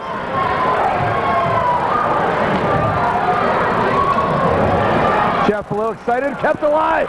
Look at Watson. There's Frumble. Frumble just a tad aggressive, perhaps. Yeah, I think Nate's going to pick up that one. Second team foul now. McLean will check in. It looks like Watson will sit. Yep. They got 3 on the board for Frummel. I only got him for 2. You keeping fouls, I got Dan? 2. That's what I got. Well, so we'll go with our book. Hey, we've been right before. McLean knocks down Ryan Kelly. Kelly's having a tough night. 40 seconds, counting down. Rivas didn't want to get a charge. That was a nice play to come back on for Rivas. Yeah, that's his first 2 of the second half. After he had 8 at the half. Coming off the bench, 30 seconds now. McLean to Voss. Now both Douglases in foul trouble. Kevin has 4 E's in the game, 4 E's on the bench. Go figure with 3. Going for 1. We near the 15-second mark. Cross court to McLean. And we're boxing 1 here on Voss. Number 5, Kevin Douglas, all over number 10, Pat Voss. There's that bomb. Sotos. Oh, a little long. 5 seconds. Rivas loses it, throws it away. Another turnover. At the end of 3 quarters of play, it's 54-37. Alleman will be back.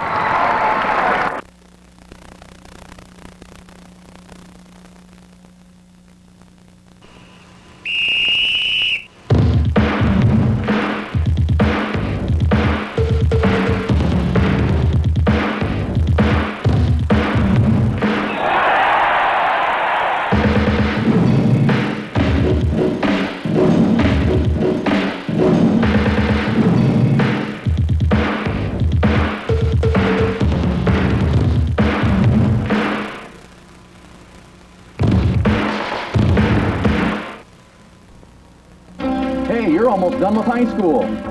You know it. So what are you going to do now? Well, I'm not exactly sure. What kind of job are you going to get with just a high school diploma? Well, what will this job pay? It's time to get serious about your future by checking into career opportunities at the American Institute of Commerce. Financial aid is available. Get the right education for the future you want at AIC.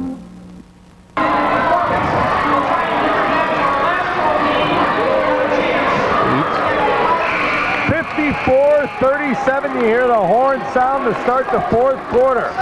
Boy, what a quarter for Alleman. 8 points for Steve Sotos. He has 22. 8 for Chris Watson. Pat Boston scored. They still lit him up. Pat Boston didn't score, and Alleman outscored Quincy 19-10 in that quarter. And they've got the ball, and you know what? 8 minutes to kill, basically. And Kelly and Douglas reaching in, trying to tie him up. It's going to be Kelly, I believe. We'll see. Wish it was Douglas if you're a Pioneer fan.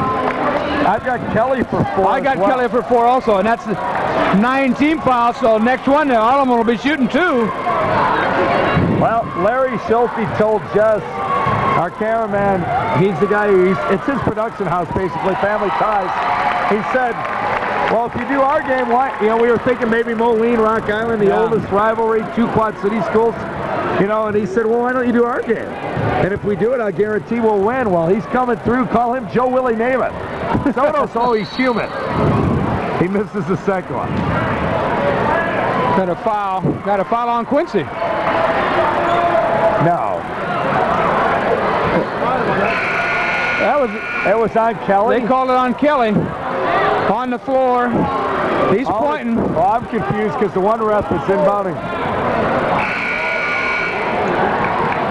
If it's on Kelly, he's out. Yeah, and that's what they're whistling. Lauren Wallace is very happy, as you can see.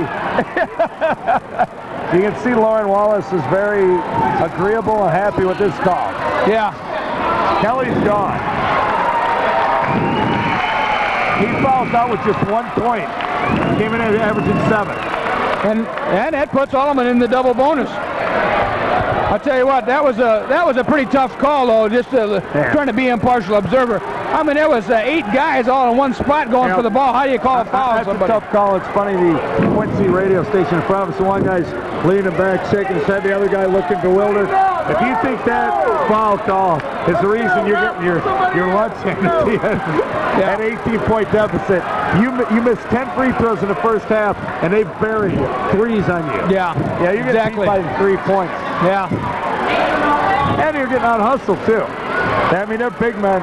You know, without the Douglases, they were hustling. You know, the big men were getting beat. Did we figure the how many free throws Alleman shot in the first? I forget. Yeah, I did. They were 5 of 9 in the first half. So Quincy had almost twice as many free throws chances as they did.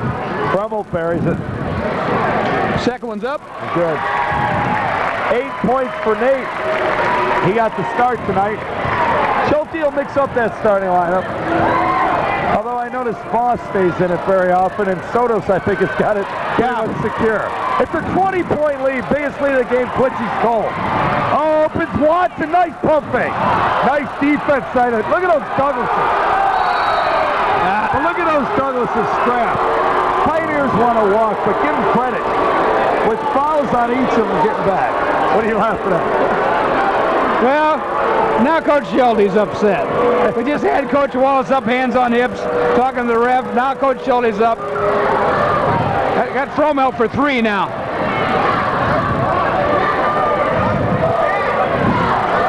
.20 lead, and that's the big boy, Rivas.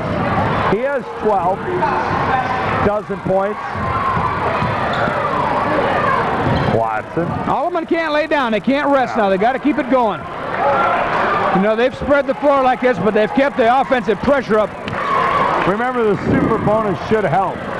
Voss is a good free throw shooter, as is Sotos and Watson. As are Sotos and Watson. Voss, he's going to take it in. Oh, Chart. That's a big play by Bivey. That's a tough call by Joe Thompson there. He thought Voss leaned in just a little heavy, so he called for the charge. Second foul for Voss. And then again, the Alleman players got to keep their focus. They can't get caught up, and we've got it made now. Only fourth team foul in the second half for the Pioneers. Douglas, nice pass. Rebound's turned his back. Now he's launching the three. I'm not going to demean Douglas or anything, but as soon as he went up, everybody turned to the basket.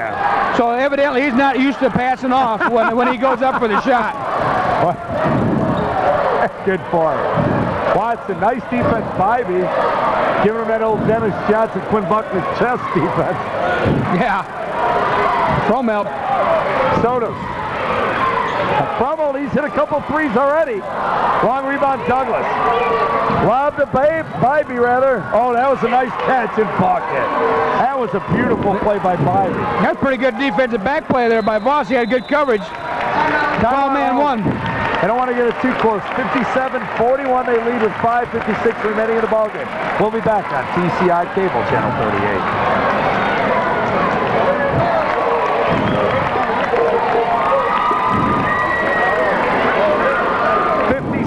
57-41, 5:56 left. During the break, Jim Smith and myself, Dan Burtz, we were talking about, hey, Larry Schulte, your comment was Larry Schulte probably said, we don't really need any more threes. And I said he'd probably come into the Voss.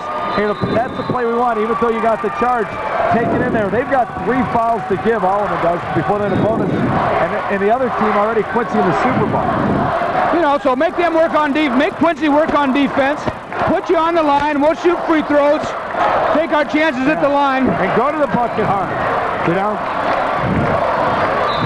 There you go, right there. There we go. You're making them play defense, as you said, Jeff. On Bybee, that's his third.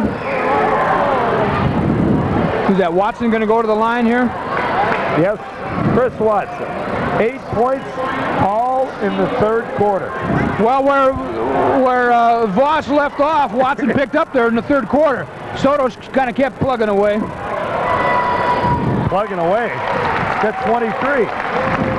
Chris hits his second attempt. He missed the first free throw attempt in the second quarter.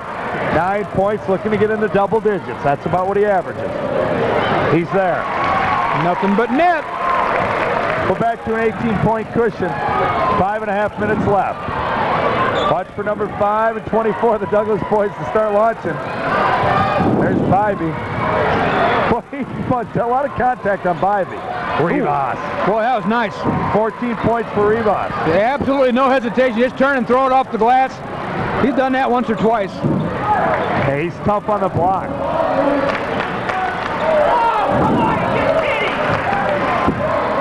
We near the 5-minute mark. 16-point advantage for the Pioneers. Only 3-3 in the conference. Quincy came in 5-0 in the Western Big Six, but as we said, Quincy playing most of the games at home. 4 of the 5 at home. Sotos, he's trapped. Gets it out to Watson, the Voss. Voss looking to penetrate, loses it. You don't see that very often. Douglas ends up with it. Oh, good hustle. Good hustle. Nate Fromel hustling back. Saved the layup. Rivas had an easy bucket. It was a nice feed, a nice look, I should say, from Douglas, and good hustle. Well, Voss took that ball into traffic down here and got it flicked out. I'll say that's the guy you want to shoot threes. Of course, he's going to get here. Alleman had Bartz lost a couple of trays. That's the second one, and both of them were way off. Here comes the cutter.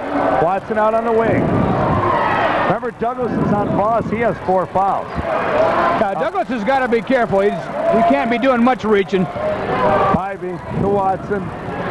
Bybee's now on Voss, so they've switched it up. Bybee's real aggressive, though, and Voss is much quicker. Yeah. That should be in the matchup they'll take advantage of here. He wants the double team. Oh, we got a trap now. We need help. Watson got pushed out of bounds. Chris Watson got pushed out of bounds right in front of the bench, and that's what Schulte's talking about. Pioneers took a timeout. Smart move by Pat Voss. It's 59-43, 4:03 left. Let's take another break and come back on your home of Western Big Six basketball, TCI Cable, Channel 38.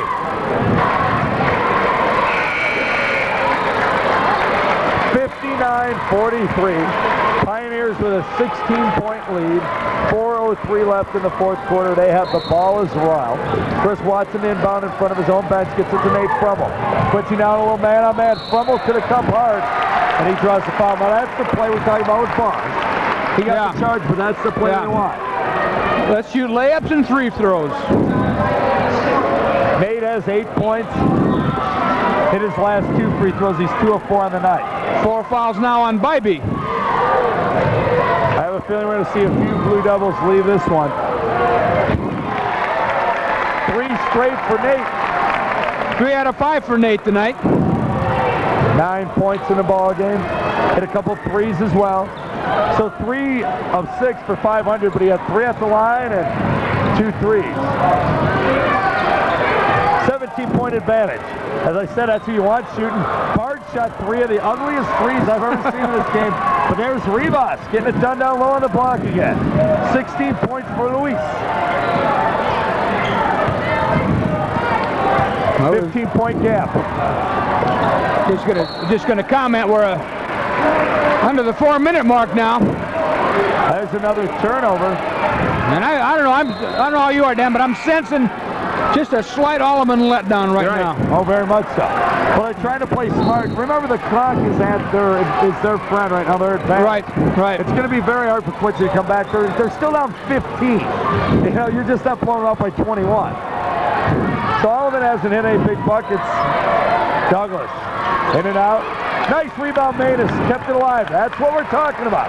He hasn't scored a point, but he's done his job. All right, now we're getting a half-court game. Funny, the players who have stepped up since Ryan Wood's injury. 2 weeks ago, or last week when we did the game, 2 weeks ago rather, Smitty, we were talking about Jeff Matus coming out some big games. Yeah. This week we're talking about Steve Sotos. Reaching for Douglas, he could be gone. That's 4. So Kevin Douglas, Keith Douglas, and John Bybee all have 4, plus Ryan Kelly's gone already. Chris Watson at the line, he's shooting over 76% from the line. So and he's 2 or 3 tonight. 2 or 3 tonight. 10 points in the ball game. He averages over 11. So if he hits one here, he'll have it. There he is. 3 straight for Watson. As you said, 76% from the line. 4 of 5. And we're back up to 17 under 3.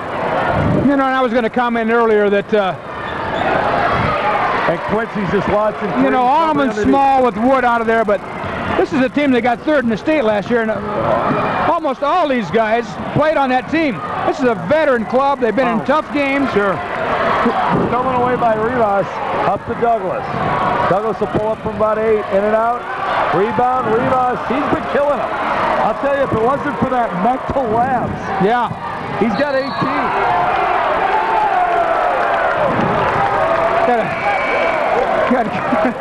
He got kind of a mugging there by Ryan Hines. That's his what, 3rd? I got him for 2. Chris Watson going to go back to the line? Yeah. Try to add to his point total. He has an even dozen. He got 4 points in this quarter, all on free throws. 4 of 4 from the line. Frummel, 3 of 4 from the line. We told you about Sotos earlier. He is 8 of 10. Well, we just put the kiss of death on Chris there. He gets another chance. Now he's got 13 for a baker's dozen. But still, getting it done. Super bonus giving him 2. Rivas left it short. Nice rebound, Sotos. Look at it. Matus, is he going to get the book? Yes, he deserved it. Yeah, I was just going to say, he's worked very hard tonight, offense, defense, rebounding, playing a good floor game. Pat Voss caught Quincy in a 3-quarter court. Matus just kind of slid down the sideline. He saw him. Voss saw him. Well, like I said, he wasn't in the scoring column. He is now, and nobody deserved that more than Jeff. I almost said Charlie. Yeah. His brother. This is a free throw.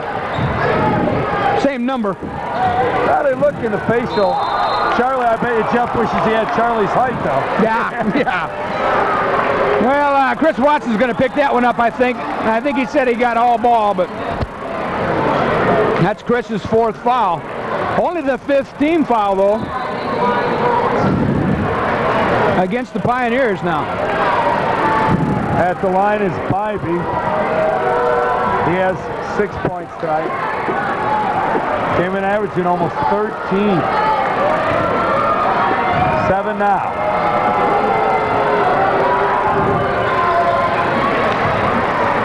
He has a 65-49, a minute 55 to go. Douglas with the bump. He's gone. Yeah. And that's a legitimate call. He'll foul out with 11 points. He did not score in this quarter. Pat Voss had a half a step on him and was just starting to turn it on, and Douglas trying to slide in front picked up his 5th. So you neither Kevin, who just found out, nor Corey scored so far in this quarter. They had 11 and 8 to start it.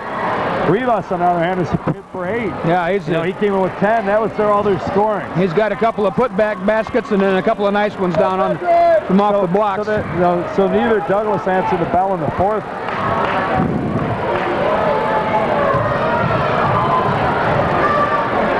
Voss at the line. He hasn't scored in a while. And he still won't.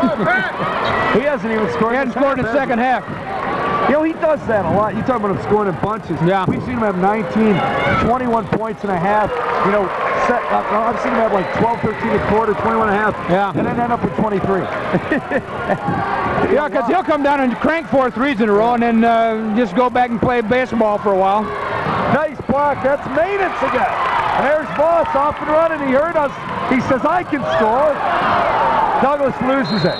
Oh, right to Voss. He would have got that one. Pat say, no, he was in. Yeah, it was okay. Full decline. 19 points for Voss. I've got, 23 for Sotos. What do we have for, we got 13 I got 1, 2, 3, 4, 5 free throws. Yeah, 13. Their top 3 scores answered. We told you Bybee and Douglas and everybody a little down. So that was the difference. And guys like Manus with their effort, Frummel took some big threes. They made their free throws. There's a walk. Look at Larry Schulte. He's got a 17-point lead with a minute 17 left. Dan, I've been there. He's upset. I've been there in a game like this. Oh, Yogi was right. Yogi was right. It ain't over. Nice. 20 points. I thought he'd stick that one. 10 here in the 4th. Now, but with Schulte's thinking, hey, if this is a 3-point game or 1-point game, Chris, or not Chris, I believe it was Sotos, whoever walked in front of the bench there. Yeah, it was Steve, yeah. Watson will go to the line. McNett on the foul. Chris going to try to add to his 13 here. Let's see if the bench gets cleared here. It's a 15-point advantage if Watson hits him. You hear the Alleman crowd cheering goodbye. The old White Sox, actually the song was by Steam, and the White Sox kind of made it popular with Bill Beck at Comiskey Park. Watson, 1 of 2 there. 6 of 8 in this quarter. Here he is with a steal. Well, he's not going to get the ball, but Bybee will have to run it down when about 45 seconds left. Nice speed. Well, Rivas is kind of happy. He's got a decent point total out of this one. I was going to say he's getting his stats up. Sotos is going to pick up that foul. He is tough down low, though. He's pretty agile. Rivas. He's on his tall. He's 6'5". Good first step. Real quick. I'll tell you what. Moline, Galesburg, Rock Island beat Moline already once this year. They could be the spoiler in the second half. UT, this conference, up again. I think right now, without one dominant team, we've seen Quincy or Rock Island, where other teams have been good, even UT years ago. We've had one dominant team and a couple good ones. We've got a couple of very good ones. Quincy's very good. Alleman's very good. Moline's very good. I was going to say you don't want to stay home any given night thinking that game's somebody's got it in the bag, because that's not the case. Ross gonna try to dribble it out. Natus, he wants more. Yes. Jeff says, the heck with this. I'm gonna get some more points. I buy got more block shots than points. The crowd loving it. There's Rivas getting more points. Says, you want points? I'll give you points. 2, 4, 6, 8, 10, 12 in the fourth.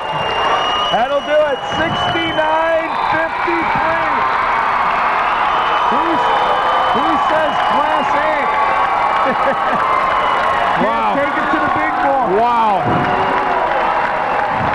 I'll tell you what, the fans appreciate it. That's huge. 22 points for Luis Rivas, but neither Douglas scored in the fourth quarter. Kevin came in with 11, fouled out Corey 8. Bybee was the only guy that scored beside Rivas in the fourth quarter. He had 4 points. With 8, Ryan Kelly fouled out with just 1 point. Corey Vanderhaar came out the bench, only had 2, didn't score in the second half. Only 1 other bucket, McNett a free throw. So really not a lot of production on the other side of the coin. Boss finishes with 19, 18, all on 3-pointers. Yes, in the first half. We got 23 points for Steve Sotos, 8 of 10 from the line. He had 1 point in the fourth quarter. What do we have Watson for? Got Watson for 14 with 6 of 8 in the fourth quarter free throw line. Yeah. In fact, all 14 points in the second half. So it was Boss and Sotos, and then Sotos and Watson. Oh, and let's not forget Natus with 4 at the end. And a nice game by Nate Frummel as well. 3 of 4 in the line in the fourth quarter to finish with 9 points. 69-53. Quincy won the sophomore game, but the varsity game was all of it. The number 4 ranked club. And this takes a little bit of the sting out of that drip down to Quincy earlier. Yeah, they were embarrassed, remember. 67-36, and they came back here, got a little redemption, and also tightened up the Western Big Six race. First loss for Quincy, they go to 5-1, 4-3. If Galesburg knocks off UT, hey, if UT knocked off Galesburg, Rock Island knocked off Moline, we're still in a mess. Yes. Oh, we'll have to go get our newspapers in the morning or go watch the news tonight and see what happened. Thanks for tuning in to Family Ties Productions, TCI Cable, Channel 38. Larry Schulte's Pioneers do it. Now ranked number 4 in Class A, knocking off number 9 in AA. Quincy, 69-53. For Jess, Jim, and myself, have a good night, everybody.